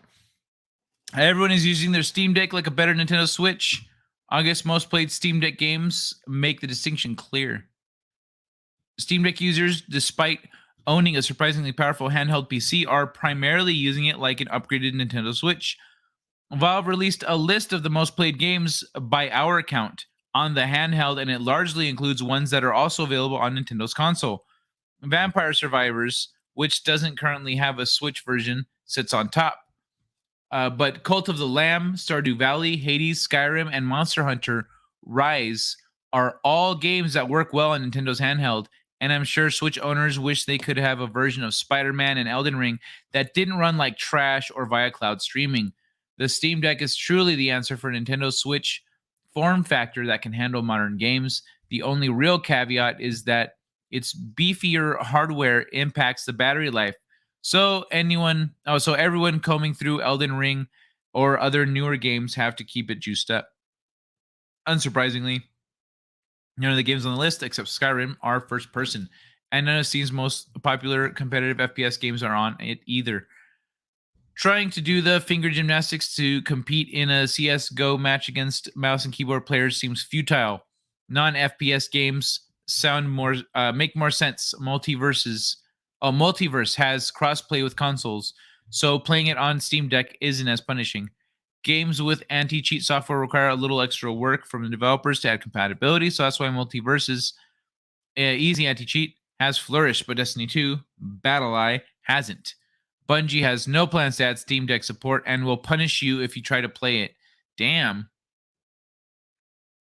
Not only is the Steam Deck a better Nintendo Switch, it can also literally be a Nintendo handheld too, via emulation. Earlier this week, Twitter user GameXData showed 3DS game on Steam Deck that also emulated its second screen. Nintendo's own console can't even do that. Almost 10% of Steam's massive library of games are playable on the Steam Deck. This year's biggest games are not only playable, but being played, and if you combine that with its fantastic emulation capabilities, it really seems like the handheld to get. Yeah, it does look really nice. It came out really great. I remember when they were first pitching it, wasn't looking good. It looked a little cartoonish.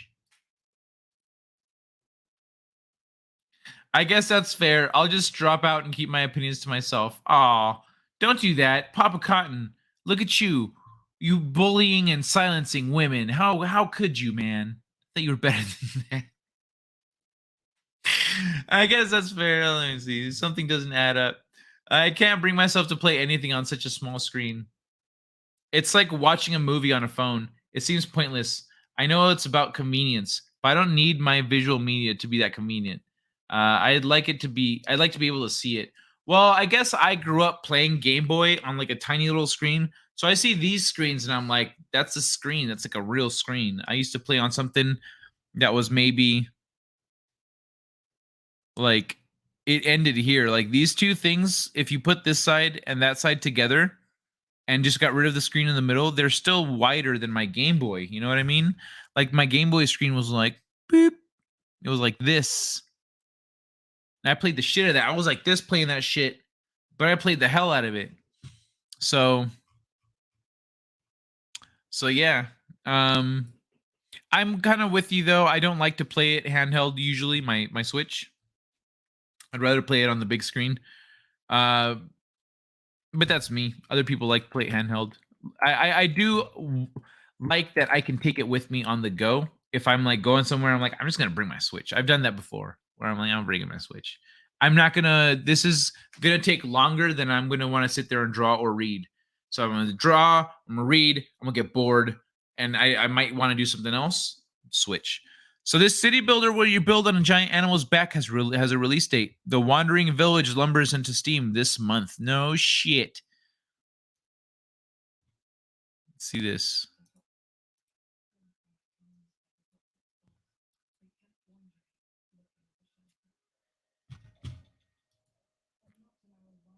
Toxic spores.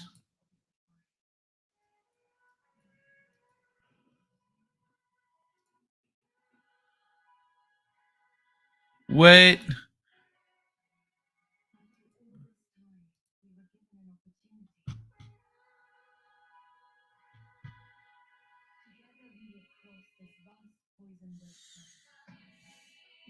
What?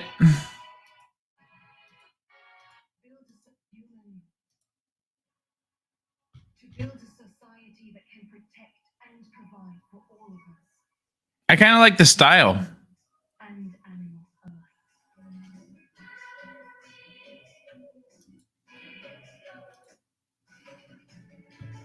I like the 2D kind of style of it.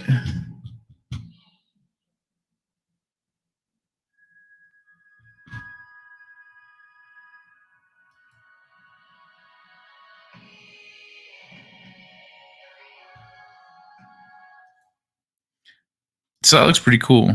I don't know.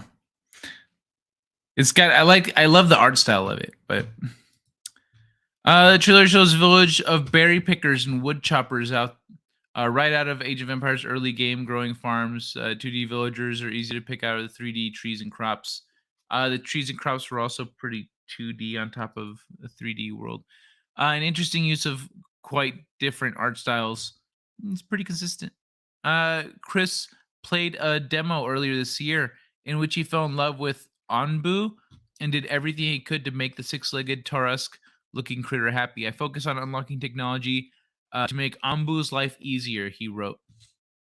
Like food trebuchet. After building a special kitchen to make meals from mushrooms I'm farming on its back, I have citizens launch the food out of the village and right onto Anbu's mouth. It's maybe the most fun I've had feeding a creature in a game ever. So your own settlement may develop a spikier relationship with Anbu. And I mean that literally, as Strafe Vaughn describes it, there's every chance a spike may have grown where villagers intended to place their kitchen, while a failed harvest may cause desperation and tempt villagers to draw blood from the creature for food. Damn. Anbu also reacts differently to the various biomes you cross together and can grow sick or be harmed by environmental threats.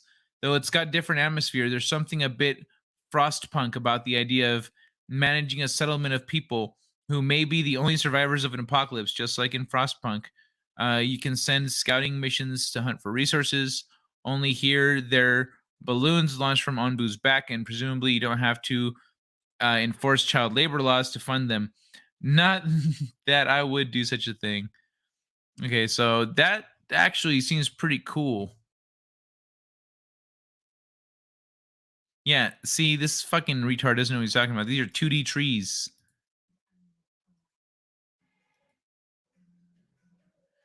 Everything here is 2D. It's just on a 3D plane. Anyway, Oh, there was no audio. Well, I guess you guys can kind of hear it from my screen, but I turned off the audio. So it's coming out this month. Did it give us a date? An actual day? September 14th. It'll be entering early access on September 14th. So it's not out, but it's playable. It's early access. World of Anterra, open world RPG inspired by Skyrim, confirmed for Switch. What? That looks okay. Just that right there. That shit looks dope. 81 Monkeys is currently hosting what has already become a hugely successful Kickstarter campaign for its upcoming project, World of Anterra. The game, an open world RPG that's been described as a take on the Elder Scrolls V Skyrim with pixel art, is already confirmed for Switch. World of Anterra will offer an endlessly explorable world, deep progression systems, fast-paced combat, and rich lore, all wrapped in a satisfying and accessible interface. Players can explore a huge world with oceans, continents, regions, castles, towns, mountains, caves, dungeons, NPCs, which have a conversational dialogue and are an important part of the game, as well as they live their lives following daily routines and respond dynamically to events in the world and the player. That's on top of a main story and quests that follow nonlinear divergent paths. We can't also forget about the party-based combat that's designed to be fun no matter how many hours you put in, with streamlined UI and engaging feedback. Let's watch this shit, because that sounds dope. I'm gonna pack up my next bowl too. Pack this shit up.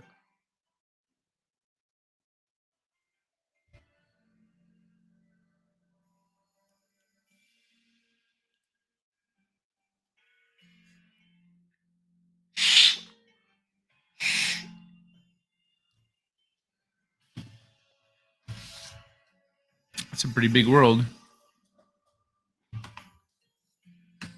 I would like to build a big RPG. Honestly, I want to do that.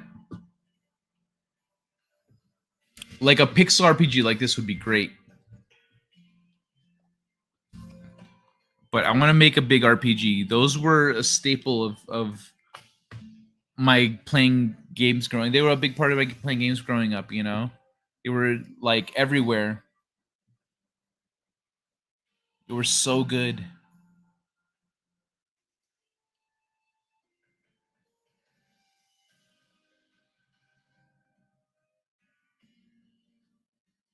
Ooh, nice interface.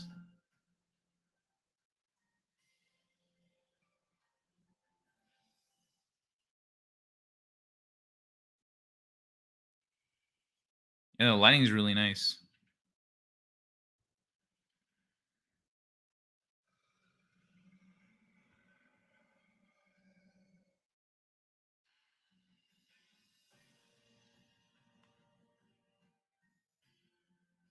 Kickstarter campaign ends September 23rd, 2022. So you can still kickstart on it. You can still throw in on it. Really? Really?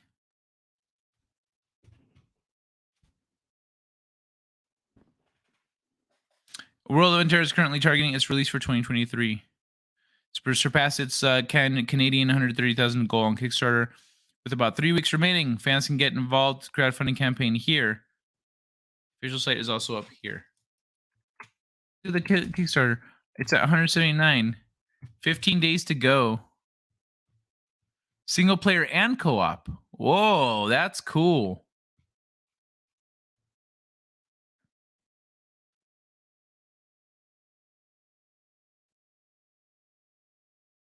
So you can pledge without a reward. So $30 or more. Digital copy for PC or available consoles anywhere in the world. 35 or more. Digital copy for PC, available consoles. Early access to the PC demo. Digital backer plaque. Backer exclusive wallpaper for desktop and phones. Discord backer title for this tier. Access to all stretch goal rewards. So 35 or more gets you stretch goal stuff. 50 or more. Discord backer title, DRM free backer version of the soundtrack, including B-sides. Oh, nice. Digital art book, digital lore book. What? For $50? 70 or more. 2 digital copies for PC. 2 early access to the thing. Digital map of Anterra. Dude. There's some cool stuff. Playtest. Okay, well, I'm not going to look into the rest of these. But I think the 50... Where is it? The $50 one is dope. DRM free backer version of the soundtrack, including B-sides. It's just for gold rewards, and then a digital lore book, digital art book. I guess, yeah, that makes more sense. They're digital. They're not physical art books. What is this? All gone. Oh, so these are gone. So these are what's left up here. That's 300 or more.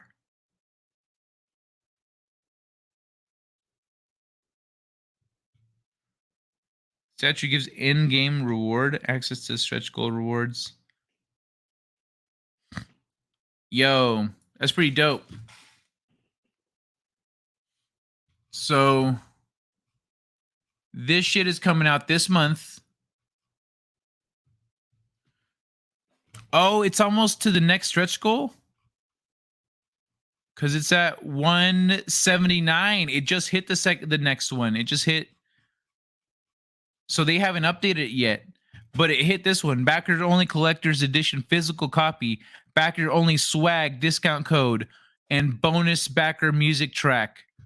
Dope. Okay, so right now this campaign is right here at the 175. And it's almost at 180, which means it's probably gonna hit 200. Oh wait, it's already got the little check marks. The little thank you was all. Wait, why is this one checked off if it's not there yet? It's weird. I guess it's checked off. Plus 10 to adventure, a short D&D adventure digital book, plus bonus minigame. Backer only swag discount code and bonus backer music track. So the next one would be, I don't even know what's on here. But yeah, cool. Yeah, this looks dope. I'm down for this game. I think I'm gonna kick it on this campaign actually. Maybe after the stream. This shit looks dope. All right, we're done with video games though. It's like watching a movie on a phone. It seems pointless. I know it's about convenience, but I don't need my visual media to be that convenient. I'd like it to be able to see it. That's fair. But when you're a kid and your mom drags you around to a bunch of boring shit. My office is a narrow room. Catherine's chair is next to mine, but she's still a good 5 feet away from the keyboard because of how things are arranged. Okay.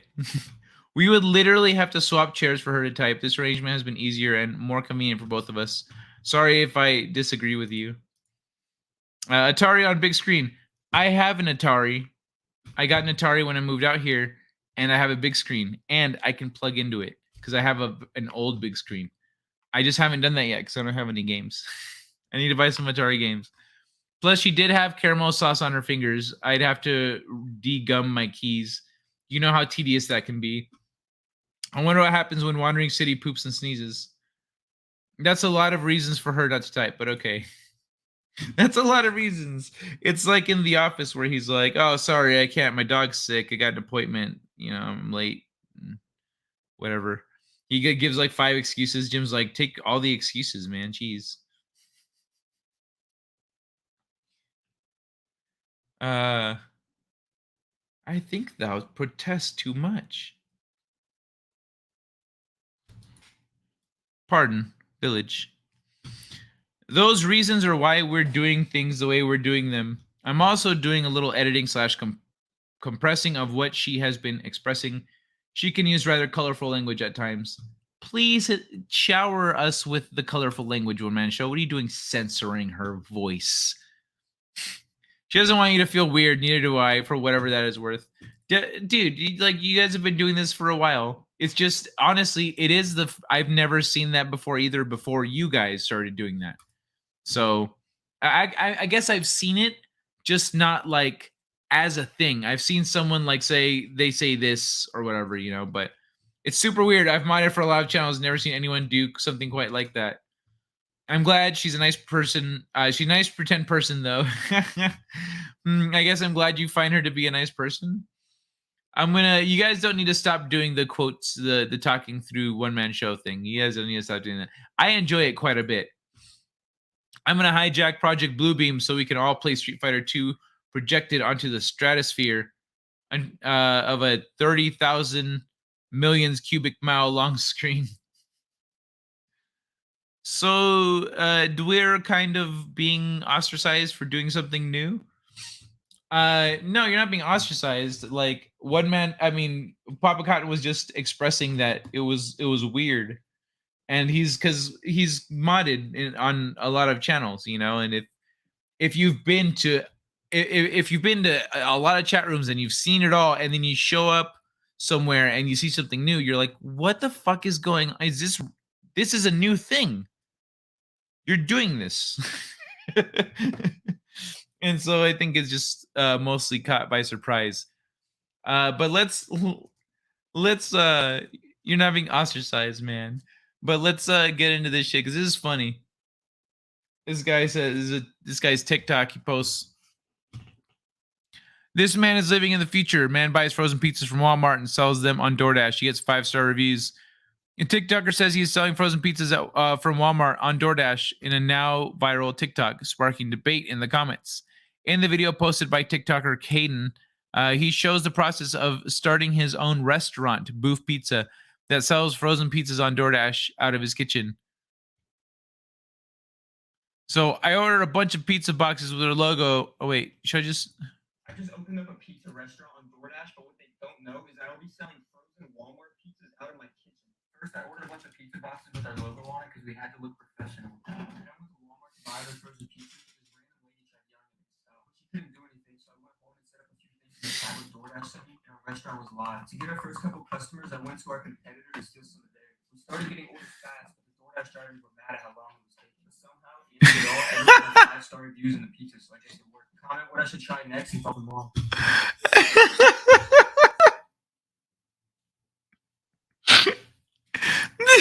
Those pizzas were so small. Oh, son of a bitch.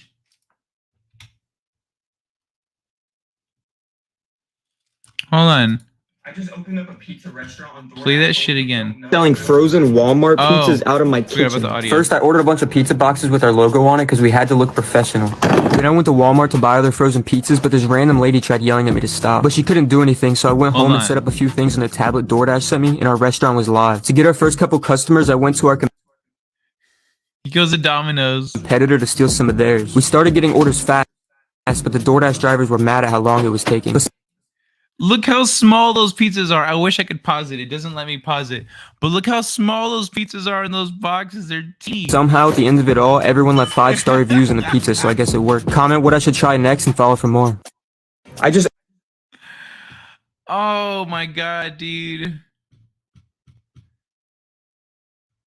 The video has amassed over 551,000 views on September 7th, with users debating the legality of this restaurant in the comments. It do be illegal, though. It's a type of trademark infringement. This is either a joke / clout chasing, or he can literally get sued.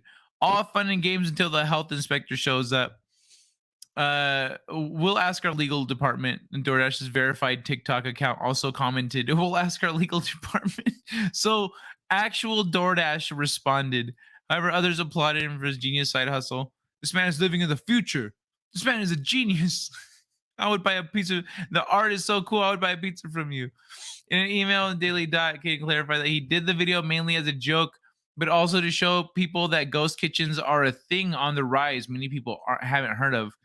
Ghost kitchens refer to food establishments where the food is consumed off the premises and has no public presence, dining room, servers, etc. They are perfectly legal, but there are still concerns about regulating food safety. Because of the virtual nature of ghost kitchens, consumers cannot access health inspection letters, grades as readily as they could at traditional restaurants, which may be required to display proof of inspection in their storefronts or dining areas. So yeah, this guy.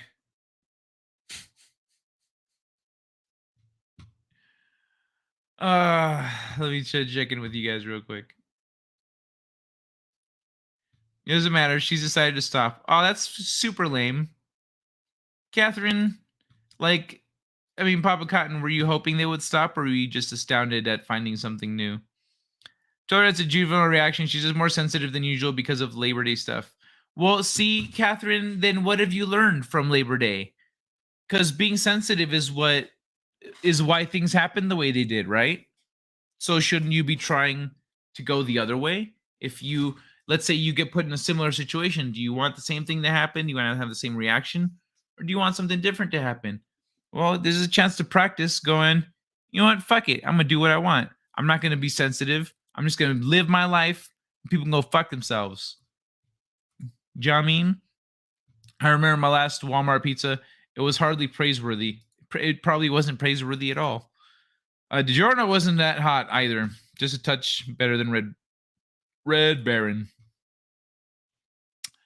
So now we know that the definition of genius has been redefined as well. Let's see the next one. Japanese man finds dream job of getting paid for doing nothing. So a resourceful Japanese man has found his dream job, getting paid for doing nothing. So Shoji Morimoto, a former publishing company worker, rents himself out to simply be there for lonely folks. Once even paid just to wave goodbye to one destitute traveler. Morimoto, 38, said he charges clients about $71 for just being there, with about 4,000 bookings over the past 4 years, making enough money to support his wife and child. Damn, basically, I rent myself out, he said. My job is to be wherever clients want me to be and to do nothing in particular. His gigs have included a job simply riding a seesaw with one client at a local park and sitting at a restaurant with a woman who feared her Indian sari would embarrass her friends if she wore it in public, so he stepped in. With my friends, I feel I have to entertain them. The client, Aruna Chida, a 27-year-old data analyst, said of Morimoto's service. But with the rental guy, I don't feel the need to be chatty. Morimoto's fee, the equivalent of 10,000 yen, and is his sole source of income. Before COVID, he was making close to 300 a day. Okay. He said he first got the idea after being repeatedly chided for doing nothing while holding down his more traditional publishing job. I started wondering what would happen if I provided my ability to do nothing as a service to clients, he said. People tend to think that my doing nothing is valuable because it is useful to other people. But it's fine to really not do anything, he added. People do not have to be useful in any specific way. Yet Morimoto has boundaries. He won't take requests for anything sexual and has turned down jobs to move a refrigerator and travel to Cambodia. But he's not the only one with a weird job in Japan. Earlier this week, the Post reported that the Japanese are looking to pay someone to come up with a campaign to get young people to drink more booze. Oh, so that the young people get drunk and fuck more. Smart, Japan. Way to really tackle that population crisis. The initiative, cooked up by the country's tax agency, is looking for proposals for programs get young people to imbibe more to revitalize the liquor industry. Japan has seen its alcohol industry dry up in recent years and hopes to pay off the nation's massive $8.3 trillion debt by increasing liquor sale tax revenues. According to the BBC, the average Japanese citizen drank about 22 gallons of booze every year in 1995, but the number dipped to about 16 gallons by 2020. Oh no, the Japanese are being healthy and it's hurting our bottom line. So yeah.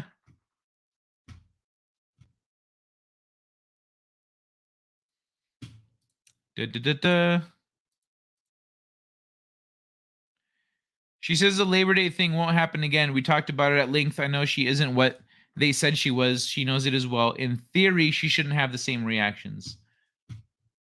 Not that I'm ever going to another family get together. Not with my relatives, at least. Now here he is probably smart. Smart that way.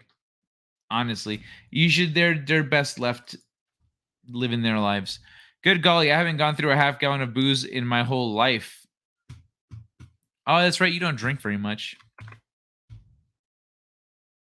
bro. I used to go through how much? Half gallon. I used to go through a half gallon every couple days. Let me see. So humans generate an oxidation field and it changes the air chemistry around us. Y'all, check this out. Humans generate an oxidation field and changes the air chemistry around us.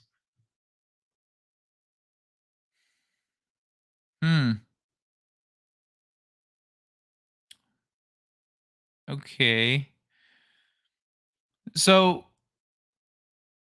there are all kinds of pollutants in the air around us. Outdoors, these can be washed away through the falling rain, and the oxidation that happens after ultraviolet light from the sun interacts with ozone and water vapor. So what happens indoors?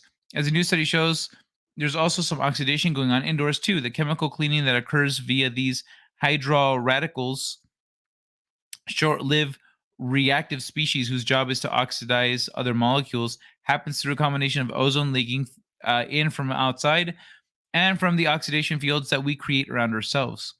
Some scenarios, levels of OH radicals indoors are comparable to daytime outdoor levels. Scientists have found, in other words, we're walking, breathing chemical reaction machines, which has implications for indoor air quality and human health. The discovery that we humans are not only a source of reactive chemicals, but we are also able to transform these chemicals ourselves is very surprising to us. The team carried out experiments with 3 separate groups of people in a special climate-controlled chamber with levels of ozone that matched the upper end of what you might typically find indoors. Records were made of OH values with and without ozone present, and before and after humans entered the room. Through a combination of computational fluid dynamics modeling and actual air measurements in part involving mass spectrometry techniques, it became clear that OH radicals were present, abundant, and forming around the human beings. The scientists found that our personal oxidation fields are generated as ozone reacts to the oils and fats on our skin, particularly on the unsaturated triterpene squalene compound that makes about 10% of lipids that protect the skin and keep it supple. Okay.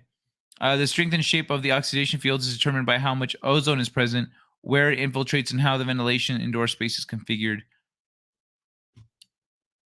We spend about 90% of our time indoors. These findings have implications for making sure that time is spent breathing air that's as clean as possible, etc., etc., etc. Okay. So that's pretty interesting. Left, concentration, right. All right. Dabbing plastic with a laser forged tiny diamonds. The results suggest diamonds could shower down within planets such as Neptune and Uranus. So a laser blast produces miniature diamonds from plain old plastic. That's right, the same kind used in soda bottles. When squeezed to about 1 million times Earth's atmospheric pressure and heated to 1,000 degrees Celsius, polyethylene terephthalate, or PET, forms nanodiamonds. Physicists Dominic Krauss and colleagues report September 2nd in Science Advances. Ice giant is too small.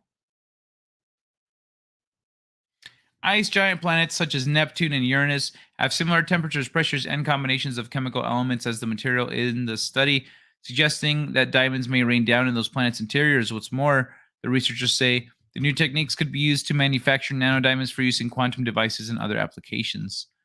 In the new study, researchers trained lasers on samples of plastic. Each laser blast sent a shock wave catering through the plastic, amping up the pressure and temperature within. Probing the material with bursts of X-rays revealed that nanodiamonds had formed. Previous studies had created diamonds by compressing compounds of hydrogen and carbon, but PET, which is commonly used in food and drink packaging, contains not just hydrogen and carbon, but also oxygen. That makes it a better match to the composition of ice giant planets like Neptune and Uranus. The oxygen seems to assist the diamond formation. The oxygen sucks out the hydrogen, he says, leaving behind carbon, which can then form diamonds. Nanodiamonds are commonly produced using explosives, a process not easy to control. The new technique could create nanodiamonds that are more easily tailored to particular uses, just quantum devices, etc. The idea is quite cool. Take a water bottle, plastic, you zap it with laser and make diamonds. Yeah, that's simple. Easy. So much for recycling plastic. Let's just turn it into diamonds. That's pretty dope. All right. So this is the last, I think the last one before I hit the Instagrams, but I'm not going to get to hit all the Instagram. I don't think so. Oh, Jenny's probably busy this Friday. All right. The free electricity thing is going to have to wait till next week, because I want to do that one with Jenny. So I'll see if next week Jenny and I can get together and do that one. So interacting brains sync without physical presence. I think maybe then that means that on Friday I'll go through Instagram and we'll just go through all that shit, because I have so much. The brains of people playing online games synchronize even when there is a physical distance between players.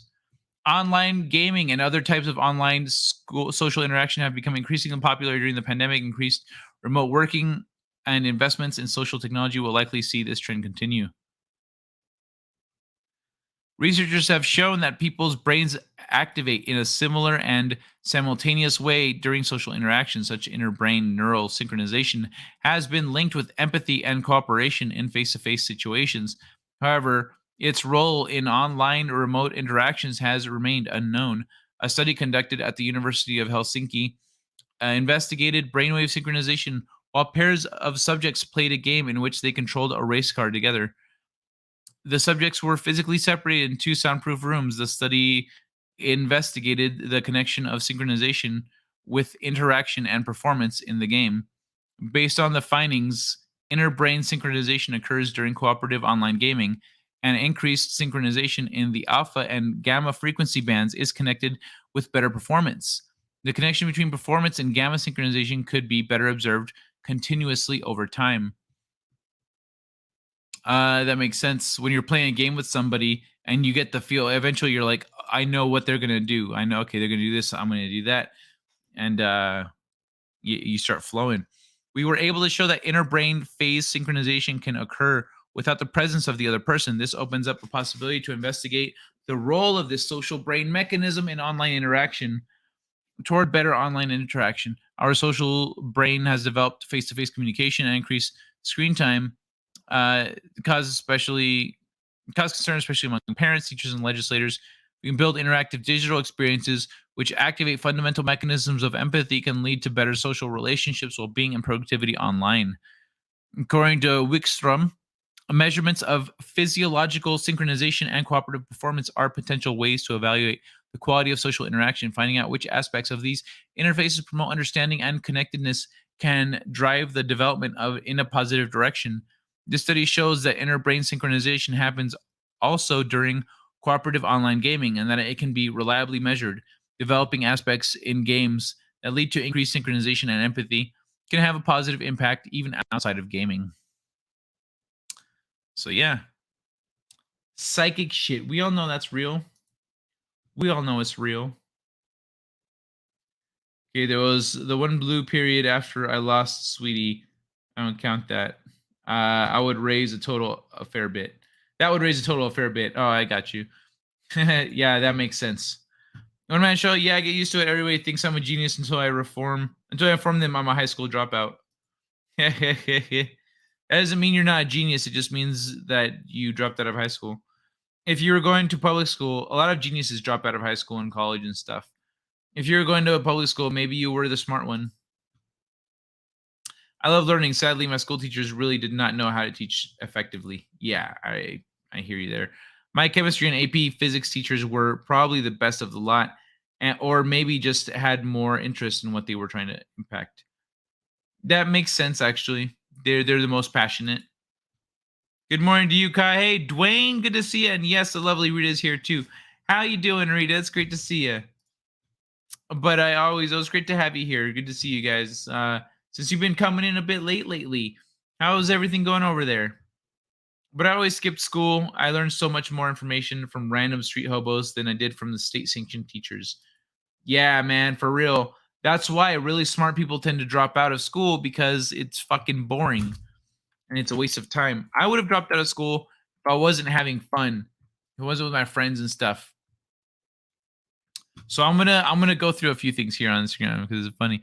I sent her a picture and she said, "Nice ass, bitch. That's my stomach."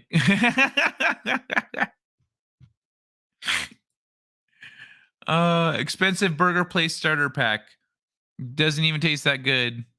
The guy making the burgers, the walls. This is cute.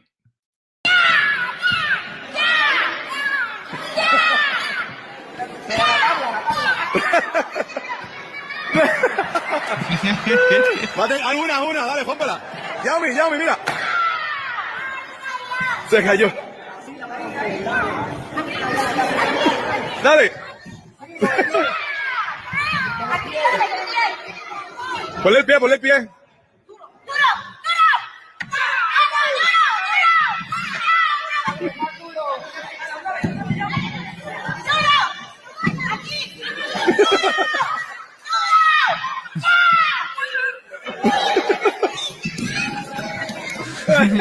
Ayúdala. Just copying everything.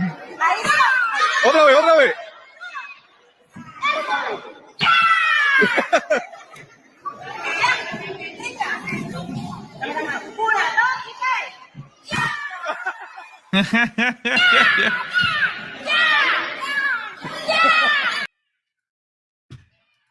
I think it's one more. Why Oh yeah, has the Dutch government, a guy called Rutte, the prime minister, Yeah, okay, so he's just breaking it down here on this one.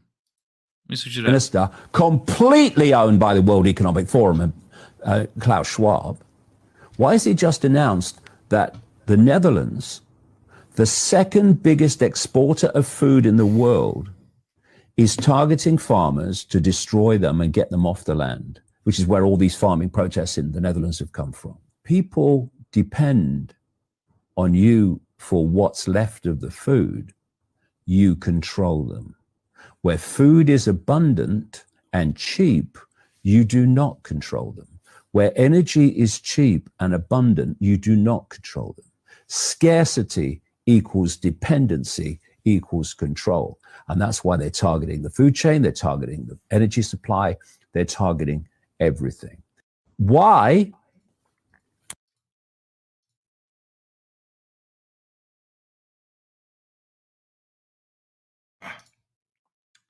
Oh man, son of a bitch. Ah.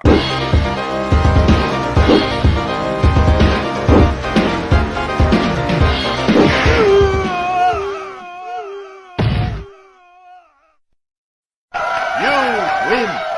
Perfect.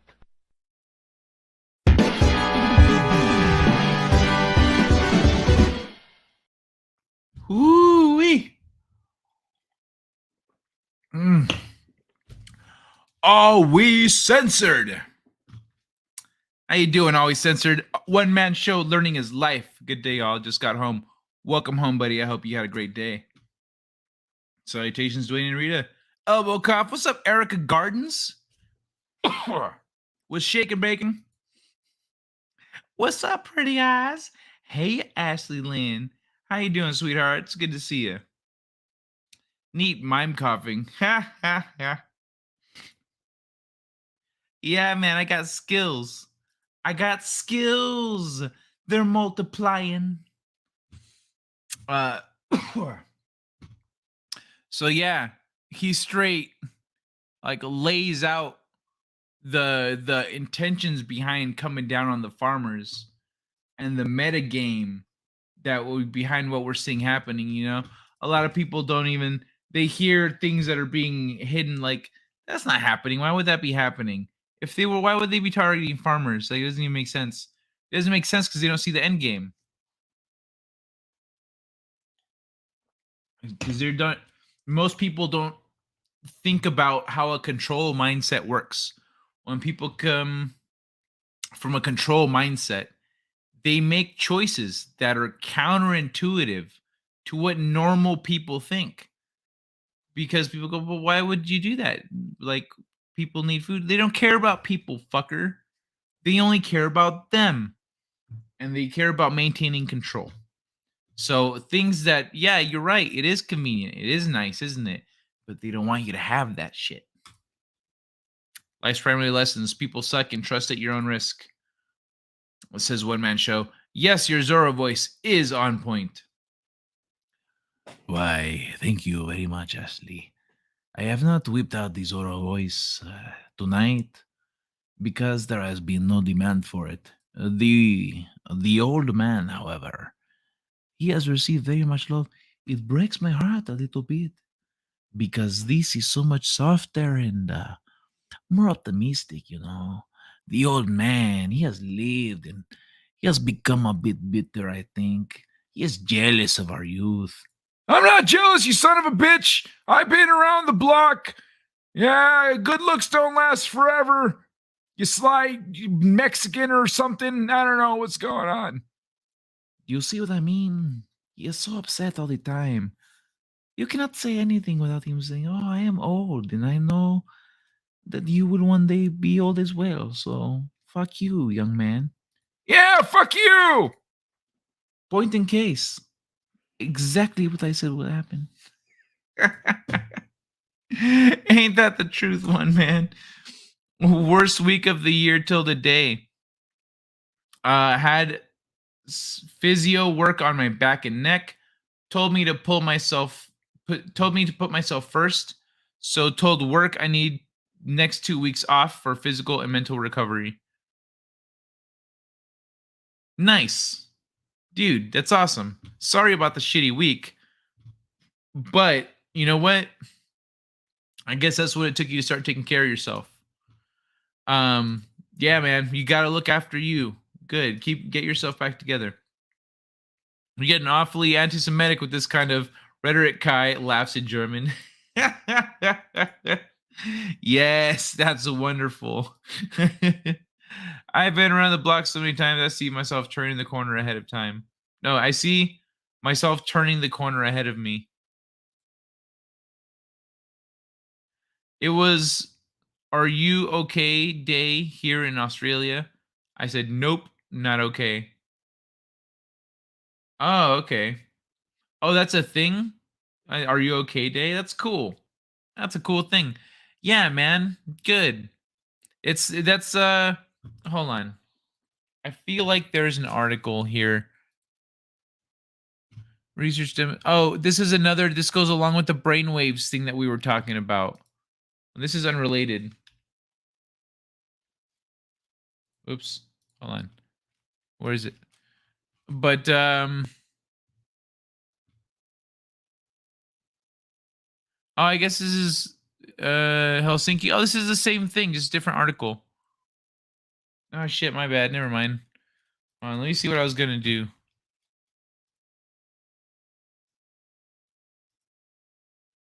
Okay, taking a break from social media.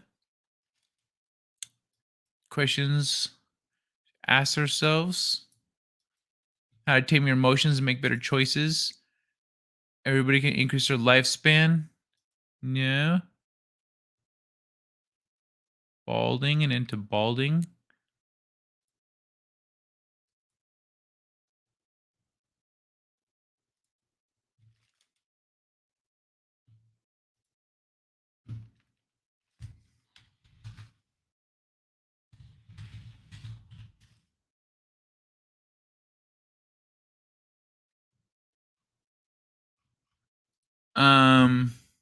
Sorry, hold on. Okay, so that's all I found. I think that might work. Taking a break from social media includes improved social well-being, depression, and anxiety. So that's a big one. And 36 questions everyone should ask themselves. Does the you that you present to the world match the you who you really are? Is number 8. Part 1, who are you today? List 5 adjectives or traits that describe you. List 5 roles that you fulfill. List 5 of your skills and abilities. It is pretty cool, actually. You know what? In celebration of you having a good day and turning around a bad week, always censored. Let's read this article. Let's get into this one. I'm sorry you haven't been doing okay, by the way. I'm glad you're doing better, on a better trajectory. I finished the project on Monday. They have no jobs they need me for. They have no excuse to deny me leave again. Okay, cool. Good shit. Being here helps me. Most get me. My bosses don't. Yeah, I understand, man. Well, good. I'm glad we can be helpful here. So let's read this one. 36 questions everyone should ask themselves. Does the you that you present to the world match the you who you really are? Oh, wait. Let me just move along. There are 6 parts, each question with 6 questions for you to complete on your own. You want to think deeply about each question and write down your answers so you can look back on them. To do this well, each section should take around 15 to 20 minutes. Not up to writing it out? That's okay. Just pondering these questions will encourage you to think about them throughout your day. In any case, I suggest 1 section a day to give yourself more time to reflect. If you're short on time, you could focus only on the start items. Your essentials. Who are you today? This is a chance to get reacquainted with the real you. It's a reality check to remind you who you are at your core. Answering them should be a breeze, but note any areas that give you pause. List 5 adjectives or traits that describe you. List 5 roles that you fulfill. List 5 of your skills and abilities. List 5 of your possessions that provide insight into who you are as a person. That one's interesting. List 5 life experiences that have helped define who you are. List 5 attributes that your closest friends and family would say describe you. So part 2, your authenticity. What do you know about yourself for sure? It's one thing to know some facts about yourself. It's another to feel confident and certain about those characteristics. Let's look at how predictable and stable your sense of self is. All right. They fucked up. Don't know I have a disability. 10 months of abuse. Oh, damn. Well, I guess if you've got 2 weeks, man, you can use those 2 weeks to do the most about that. You know what I mean? What do you guys think? Like this? Like big or little? Well, I guess this is big and this is little. So your authenticity. What do you know about yourself for sure? It's one thing to know some facts about yourself. It's another to feel confident and certain about those characteristics. Let's look at how predictable and stable your sense of self is. When you think about who you are, what aspects of your personality are most clear to you? In what ways does the you that you present to the world match who you really are? Think of 3 examples of when you stayed true to yourself, despite societal or peer pressure. How can you contribute to do this? How can you continue to do this? Think of 3 examples of when you stayed true to yourself despite societal or peer pressure. How can you continue to do this? What are 3 of your most important personal values, and how can standing by these beliefs benefit you in the future? What aspects of your personality stay the same regardless of the situation? Look at the Your Essentials list that you've created for questions 1 to 6 in part 1. Do any of these traits conflict with who you think you are? If they do, how can you be more consistent? Part 3, your self-esteem. How well do you know what you stand for? So far, I'm liking these.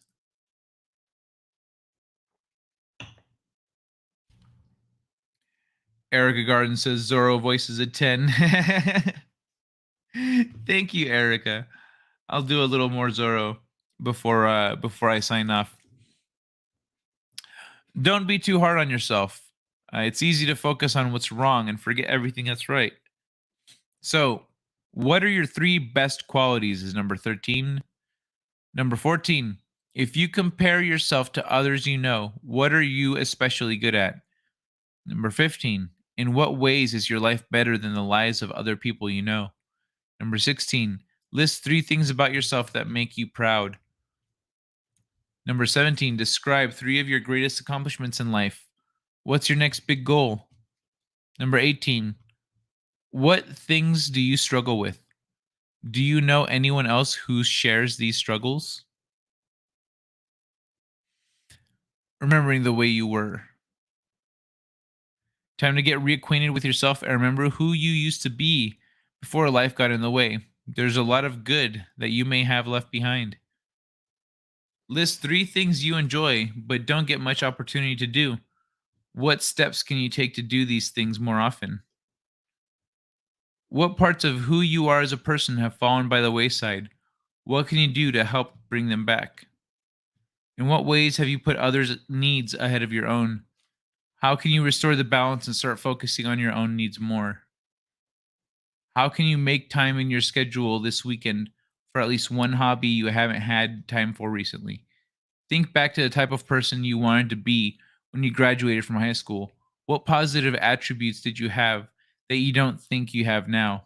How can you rediscover these today? 24. Spend an afternoon looking through photo albums and reading old journals. In what ways could you benefit from becoming reacquainted with the person you were in the past? Part 5. Your work life. All right. We're almost there. 2 more sections left. I need a link for this one. We'll use it to review my future. Yeah, I'll update this once the stream is done. I go through and I update the description. And so within a half hour, if you just refresh it, within about 15 minutes of the stream ending, if you refresh the page, you'll get the description down there. Potato Revan. Hey guys, tomorrow I am live. 5 p.m. says 7 p.m. Central, 8 p.m. Eastern, 1 a.m. Central, talking about Nostalgia TV. Or tomorrow? You mean today? That's that you got to be more specific. What's the date, Revan? Also, is that it? You're just coming in here like that? Like no hello? What? Where's the love? Revan, where's the love? I like that video you sent me, by the way. Your vacation. There's a lot of cool stuff in there. I was watching it while I was working out. But I changed the music because it wasn't workout music. It was not. I'm good. The person in the past is dust in the wind now. Yeah, for some people it's better that way. But then again, it doesn't hurt to look at what you like. I used to be really good at that. You can extrapolate from a particular action or thing that you used to be good at, even if you don't do that anymore. Why were you good at that? Oh, well, I was really good at that because I'm really organized. I was really good at that because I was very tenacious. I was really good at that because I knew how to empathize with people. Like, you can analyze the things that you were good at, even when you yourself were not as good as you would like to be. And you can break that down and learn from it and extract your strengths from it and continue to apply and find where you can apply those where you might not be applying them. Hearts and cookies. What's that in Oz time? Took flexi day tomorrow to go to doctor, get referral to head doctor. Oh, okay. What's that in Oz time?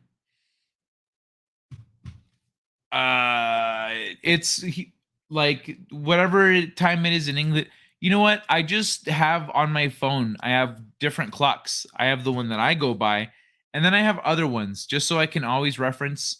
Like whenever I have someone go, oh, it's gonna be at this time, and I go, okay, well, they're in England, so I look on my that's where it's at. I always know what time it is for other people because I look on my phone clock. I have multiple clocks. The person I was in the past is in a vault. What kind of work? Always censored. I used to carve cardboard for $8.75 an hour. I lost a piece of my thumb, so you could have a really cheap doors. Fuck you. That sucks, dude. So they couldn't reattach it? That's lame, man. I'm sorry about that. In tech section in university. Hey, I'm grateful for my cheap. Yeah, working in schools, I've heard, sucks. Because, like, the people are very, even though they're educators and they teach and shit, they're like, dude, the fucking technology is essentially IT is the same to them as janitors, you know? It's just a little, it's an upgrade. Definitely an upgrade, but they're still here to fix the thing and make it work. This thing should be working, and it's probably your fault it doesn't work. But I don't want to see that because I need you to fix it. Like people can be dicks. Hey, I'm grateful for my cheap interior doors. I would much rather have the door break than my skull. Have worked in sweatshop. Fucked up my hands from vibration of industrial sewing machine. Damn, dude. That's rough. Wait, you've worked in a sweatshop? Dude. Why? Man, that sucks. Sorry for your loss. Was that for the thumb? It's hard, man. The group of friends I used to hang out with were on a stream last night on a friend's stream after 8 months. Still hurts. Was friends with them since 2017. Yeah, bro. I recently lost friends that I've had since like middle school. Fuck garbage people. Don't let it affect you, man. In university, most are on the spectrum. Bosses are not. Oh, that's also shitty. Let me see. Okay, I'm gonna get back to this real quick. Now I'm caught up. Part 5, your work life. How can you get the most out of your job? We spend a lot of our waking adult life at work. Like it or not, that can shape who we are. But we don't have to accept that passively. Instead, we can take control by seeing work as an opportunity to improve ourselves. In what ways does your job help you improve as a person? How can you ensure that this will continue in the future? What types of new and interesting things do you learn at your job? You have these experiences. How have these experiences benefited you? What new responsibilities that you've taken on at work do you enjoy? In what ways have these made you more effective at your job? How can you make the mundane and boring part of your work more interesting and fun? In the past 5 years, so what new skills have you acquired at work? How have these been beneficial? And 30, looking ahead to the next 5 years, what additional areas of expertise can you develop? All right, y'all. The last part of this, your future. How can you become an improved version of you? Time to step out of your comfort zone and push yourself. Try new things and discover new facets of who you are. Who do you want to become? What are 3 new interesting activities you could try? Which of them could you start next week? What are 3 topics you would like to learn about? Create an action plan for deepening your understanding of at least one. Challenge yourself to improve in 3 ways this month. What steps can you take toward accomplishing each? Which 3 places would you like to visit in the future? What could you learn from visiting each place? In what ways have you improved as a person over the past 5 years? How has this helped shape who you are today? Think about ways in which you could grow as a person over the next 5 years. How will this help you reach your full potential? So, working through these questions will provide you with the opportunity to gain greater insights into yourself and enhance your self knowledge.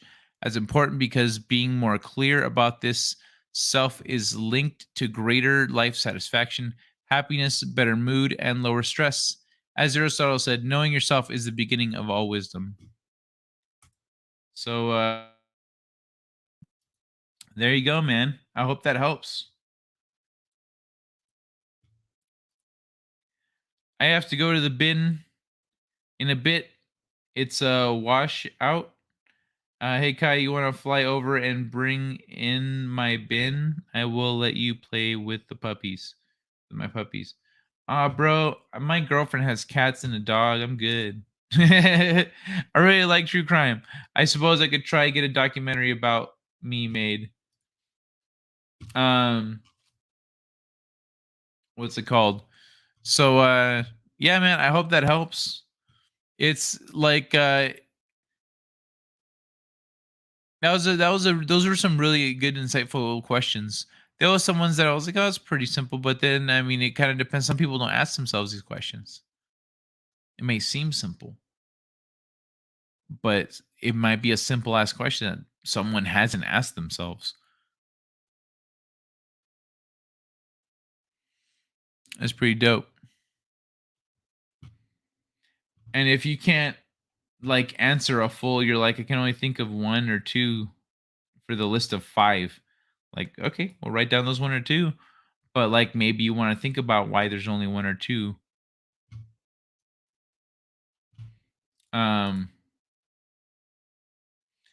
This sounds like it might need some thinking. Yesterday I experienced what it feels like to yesterday I experienced what it feels like just die. Too tired to live. Never felt that before. Better today. I took control back. Nice, man. Nice. Good, because that sucks. That sounds like a shitty feeling. And yeah, you gotta take care of yourself. You gotta look after yourself, dude. You can't be doing that. Here. What can I play here?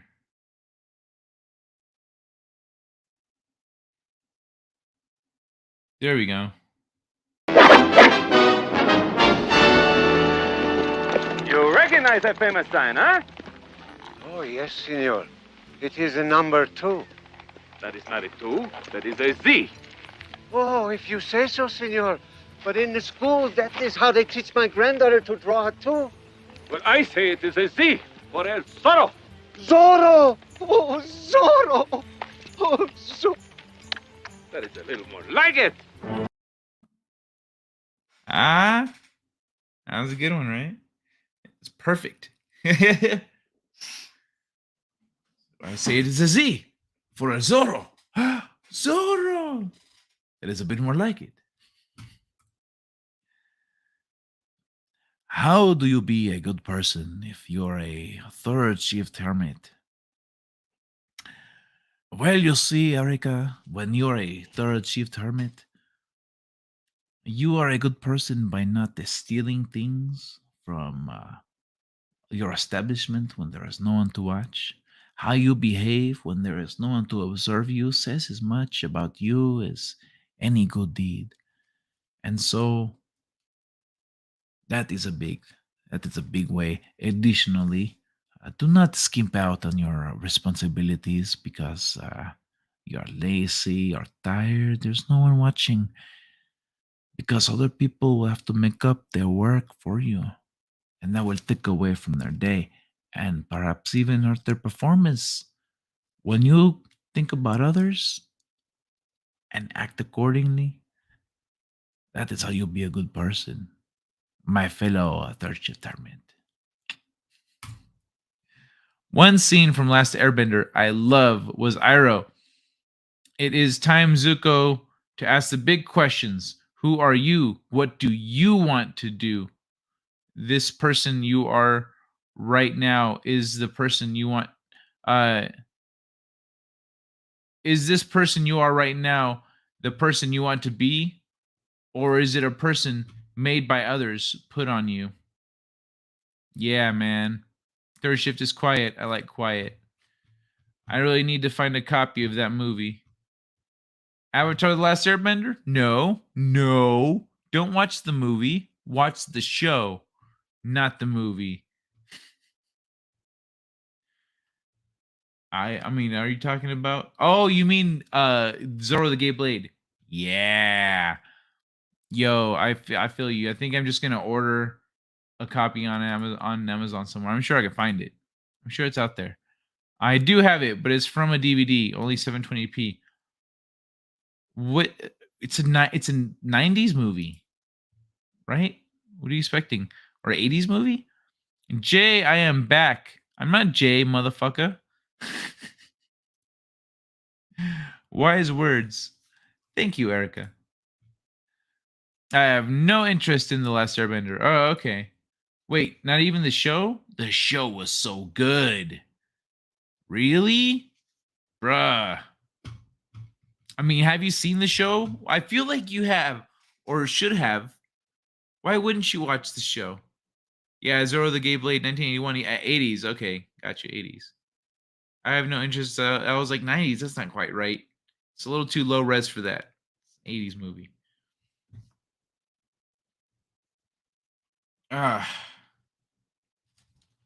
But yeah, have you seen Avatar: The Last Airbender, the show? One-man show? Because if you haven't, highly recommend. Highly recommend. You will run into a thing where in the beginning, Aang, the main character, the Last Airbender, is very immature and childish. And you're going to be like, I haven't. Okay, wow, you haven't seen the Airbender series. Okay, so you're gonna be looking at it like he's very immature. Like I don't know about this. I don't know about this guy. I don't know about the show. It's a bunch of kids, etc. By the end of season 1, like the stakes that we're gonna be dealing with in the show are made clear. And the characters start to act more mature because they start to realize the stakes.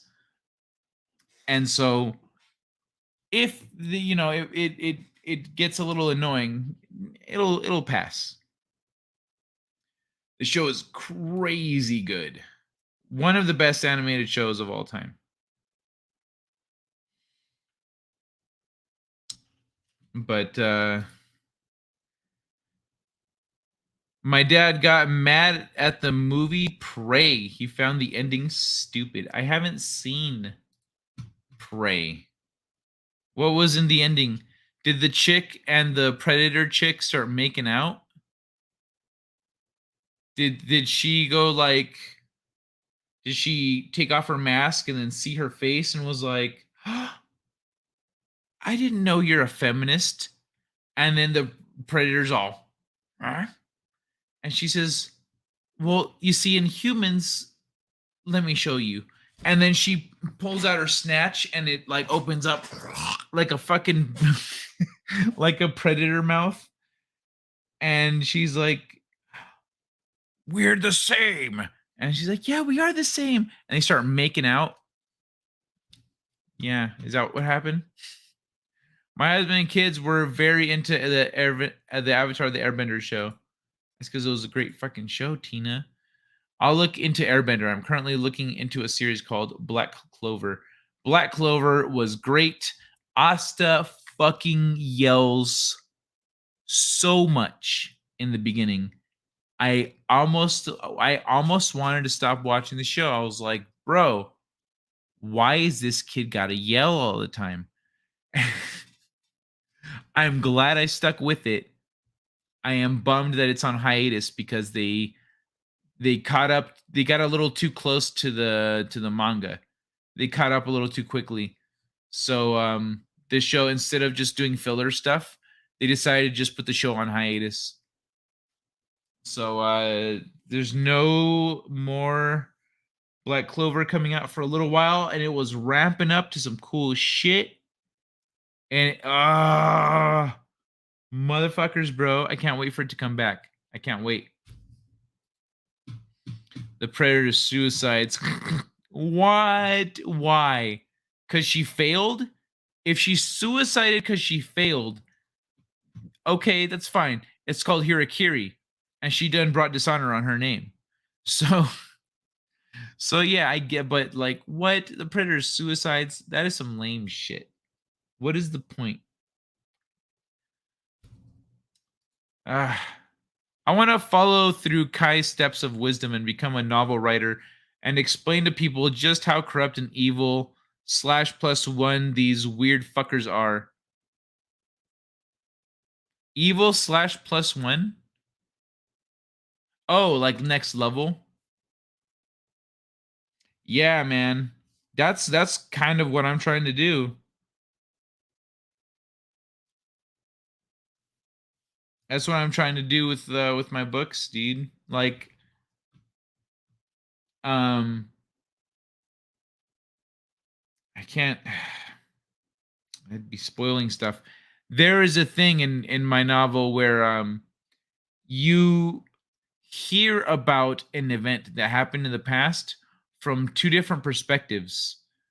No, you hear about something that happened from 2 points of view.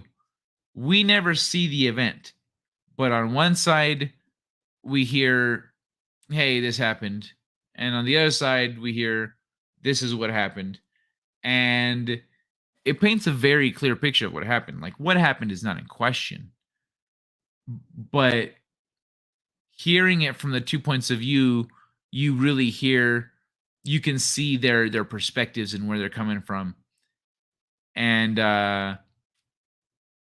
And yeah, like that's the kind of thing that I want to do. Things like that is what give you the, when you go, oh shit, this is what they were talking, those fucking assholes we're talking about this shit. That's fucked up, you know?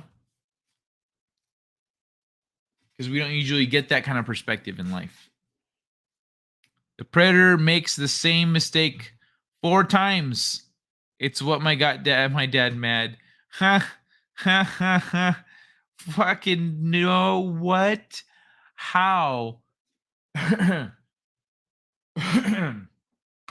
How does a predator, like a fucking peak hunter, make the same mistake 4 times while hunting a physically inferior creature? There is an Airbender show. I only saw the movie. Are you kidding? Fuck you. You're full of shit. Always censored. What? Are you kidding me? Oh my God. Erase it from your memory. That's why, you know what? That's what happened. Always censored. This is a hypothesis. That's why you've been dealing with this like emotional like baggage or depression or over being, whatever you're dealing with, the mental health thing. It's because you saw that movie. See, if you would have just told me that you saw that movie one time, I would have said, bro, you should take a mental health week, because like you probably haven't really recovered from that.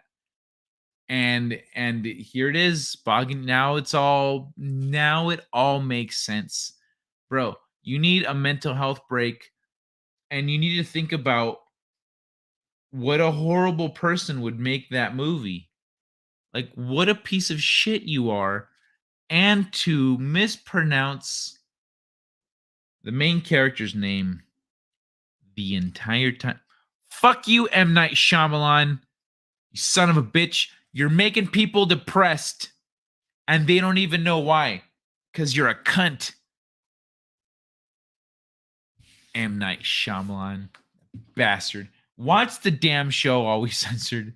It is a bazillion times, but literally, bro, 10-year-olds who dragged their dads and their parents like to go watch it or watching the movie and telling their like apologizing to their parents saying I'm sorry, the show is so much better, the show is so much better. Like if you have 10-year-olds watching a movie going no, not this. I'm sorry, Dad, this is not what we were supposed to be watching. That's a shitty movie. That's really bad when 10-year-olds are like, what? No. Dad, let's go. Let's just leave the theater and go home and watch the cartoon. Let's just go home and watch. Let's go rent it or something. Like, whatever. Like that's what they were doing instead. They were telling their dad, like, fuck this. And then they were showing their parents the cartoon, and the parents enjoyed the cartoon. They're like, oh, this is good. But the fucking movie? No. Hold on. So it is incomplete. I didn't know that. Yeah, the anime is incomplete. Right now it's on hiatus. But it will come back. I know some of the stuff that's happening in the manga, and I think Black Clover is set to have a complete arc, not go on for an extended period of time. Even if it does go on for an extended period of time, you just do that again. It'll just go on another break. And so yeah, right now it's on hiatus, but it was a good watch. It fired metal arrows that are laser guided while not knowing where the lasers are aimed and even having the lasers him or herself. Wait, what? Oh, the predator arrows that are laser guided, not knowing. Oh, what fucking idiot. So she's the equivalent of an idiocracy predator. So predator society has declined as well, because the person, let's say they have like an earpiece and they're like, hey, so like you still haven't killed the human? Well, I fired the laser guided missiles, but the human didn't die. Okay. If you're using the laser guided missiles, the human should have died. I know. I fired the laser guided missiles and instead something else blew up. Were the laser guide? Did you aim the rockets? Did you aim the lasers at the human? I picked up the laser guided missile. I took it with me to the top of the building. I was looking at the human. I said, laser guided missile, kill the human, and I pressed the button. Oh, you dumb bitch. Okay, look. Hold the fucking thing. Aim it at the human. Then press the goddamn button. I hate you so much. What was that last part? I was just a little static. Don't worry about it. Okay, try to kill the human again. 10 minutes later. Okay, so the human didn't die.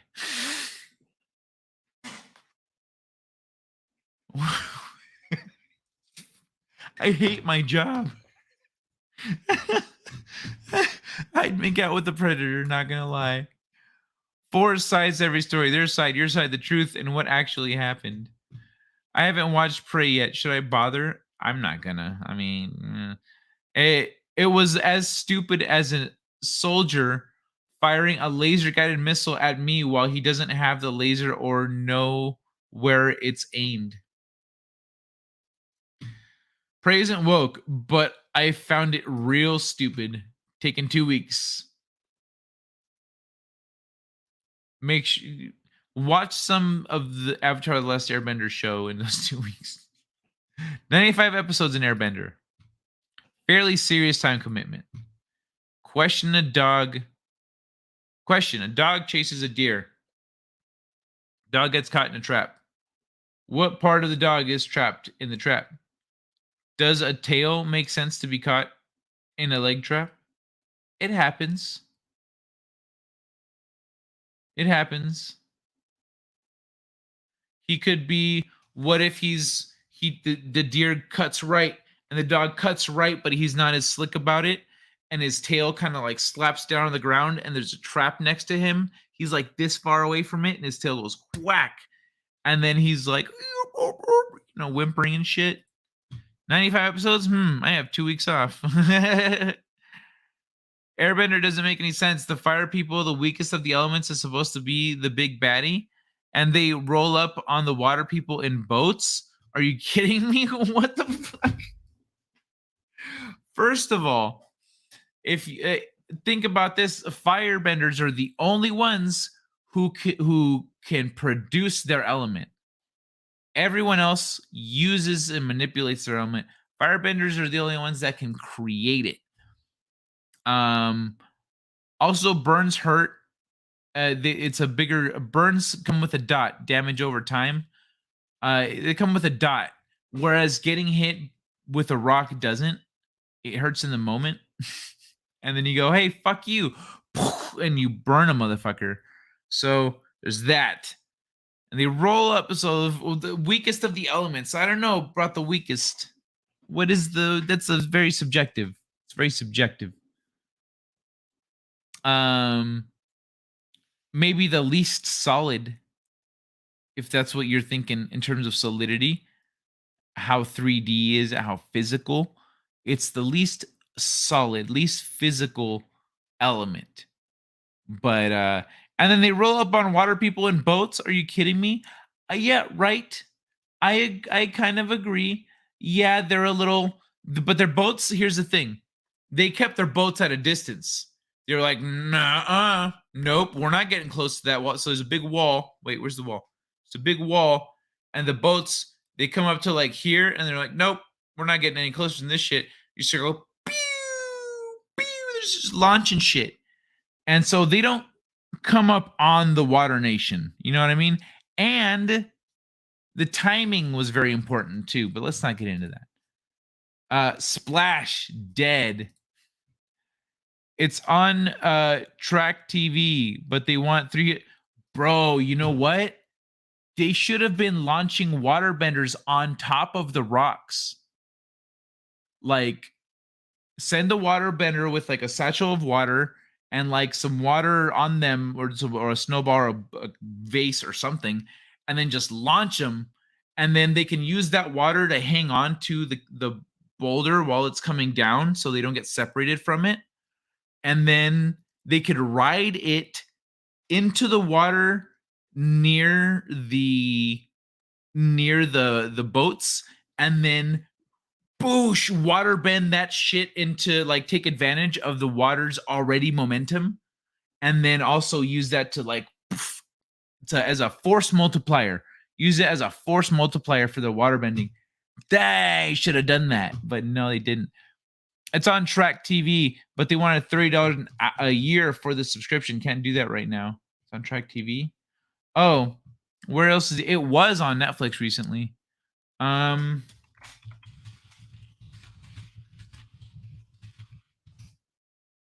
it on Crunchyroll? Let's see.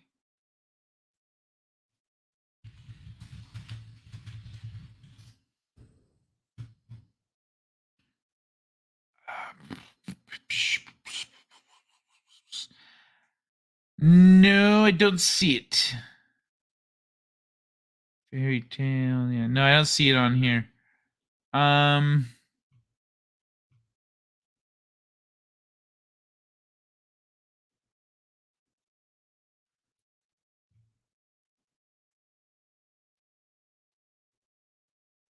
me see if it's on Netflix. Wait, do you even give a shit? Do you have a Netflix? Let me see. The shark was wearing the laser. I had no control over where it was being pointed. It didn't have the laser. The helmet was with it was just lying on the ground. Sounds like Prey gets a pass. I don't need to waste my time on stupid military stuff. Pisses off this ex-army guy. That makes sense. And and in spike and rock spike instantly kill when they get you in the chest. Fire is absolutely the weakest element. Water is strongest. As like a waterbender, like I like water, but yeah, that was a good show though. Either way, that's not what it's about. Ice Spike. It's not an opinion. It's just facts.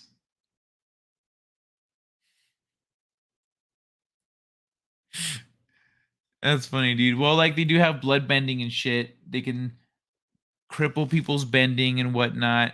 The water is the strongest element. I agree with you, but like they were chill, and the fire people were assholes. So they made some progress, but like didn't conquer them. You know what I mean? That's why they were trying to do what they did at the end of season 1. Not they, but that one guy, that one general had his plan because he was like, we're not going to beat the Water Nation. It's going to be crazy. Unless. So I just meant in the world, water fucks everything. The fifth element? The fifth element. Yeah. All right, y'all. We're almost at 3.5 hours. We're almost at 3.5 hours. So I think I'm going to wrap it up. And then on Friday, I'm going to go through all this Instagram shit. I've got so much. Okay. A couple of these are so fucking funny. Y'all are going to be rolling. You're going to be fucking rolling. So good. Friday is Instagram night. We're going to go over a bunch of shit. I'm going to see if next Friday Jenny wants to join me, talk about free energy and old world technology. I think that would be dope.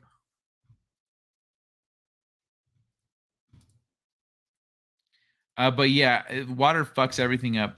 Water will degrade any stone. It'll go through everything. I'm sorry, earthbending is the strongest. Just pull the moon onto your enemy. Okay, yeah, like that's a nice long range attack.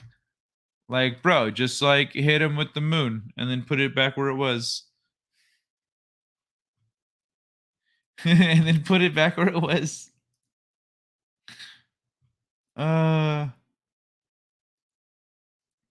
Open up a hole, they fall in and squash them. Yeah. But you know what? Firebenders could just rocket out of there. Like a competent enemy could be like, whoop. But yeah, look at like shit. Oh, what's his name?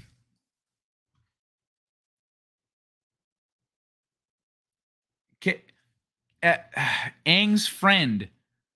The one the earthbender guy that he wanted to learn from. His buddy from when he was a kid, you know?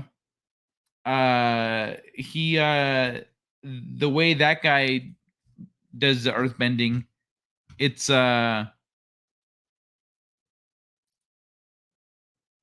know, it's very much reliant on where you're. It is on Netflix. Yo, one man show. It's on Netflix. Yeah, so he'll just move where your feet is at. He works a lot like Toph. Him and Toph are very similar in the way they bend. Wouldn't that be moon bending? Yeah, that's how water works. They're called waves. Moon has the same dirt as Earth. Could waterbenders dehydrate people? Yes. Yes. Bro, they've got bloodbenders. Can you freeze dry fire? Can you freeze dry fire? Oh. On. I gotta play this one just. So what kind of bender is this?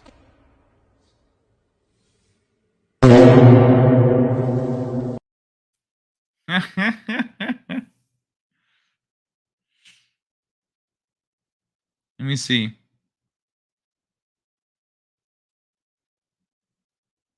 Do I have anything else I can? It's like no. First try. What? A colon bender, gas bender, colon bender, airbender, definitely. None of the styles is better than the others. It all depends on how you use it. You use the skill and who strikes first. Well, I mean, in terms of capacity, potential, power, accessibility, etc., versatility, water wins, bro. Like on an objective list of utility, water wins. Pull water out of someone's body like Magneto pulling iron out of people's blood. One man show. Yeah, like in Tank Girl. Tank Girl just suck all the moisture out of them. Airbender, but don't put him next to a fire. Bend over. Oh, is that what you're into, Erica? So a bender who controls robots could be a bender. I saw let me see if I can find it.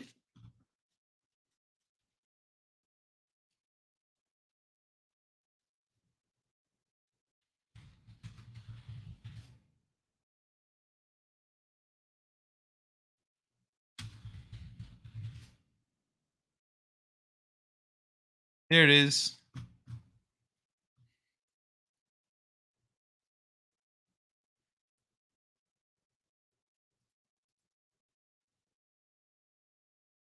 There it goes. All right, cool. So we've got airbender, earthbender, waterbender, firebender, and the gender bender. but yeah, there we go. Leave that there for a minute. Dude, firebenders can fly. So can airbenders. I mean, the most elite ones. You're right.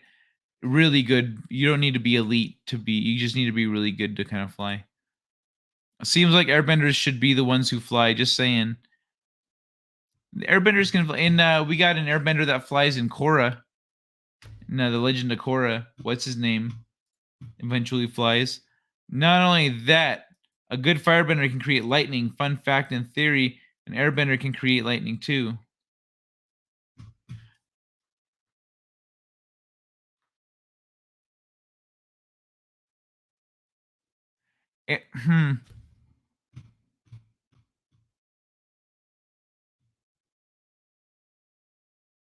Yeah, I guess you're right, but that'd be very that'd be different for them because of the way it's like a slicing weapon and a stabbing weapon. Like you have two different swords, but one slices and one's meant for slicing, one's meant for piercing, but they're both swords. So that's how I envision what you're saying here, because they're both sword. They both could, but the way they operate is different. And so I don't see that potential there for airbenders. But yeah, strong firebenders can create jets from hands and feet and can fly. Yeah, that's what someone mentioned up here. Kitty Bear mentioned they can fly. But yeah, like I was saying, that's easier for them to fly than it is for airbenders. But I gotta wrap it up, y'all. I got to wrap it up. It's time to say good night. Oh, is this 1:15? I got a few more seconds, I guess. If I can time it right, I can end at 3:33. He he he he. But it's been fun, y'all. In my opinion, Avatar should be able to run supersonic speeds. Yeah, he should. He does run really fast, but he should be able to run faster. Airbender wouldn't be able to aim the lightning. It would be more like a lightning storm. Oh, okay. Yeah, I can see that. But it's time to say goodbye, y'all. It's been a fucking party. It's been like this.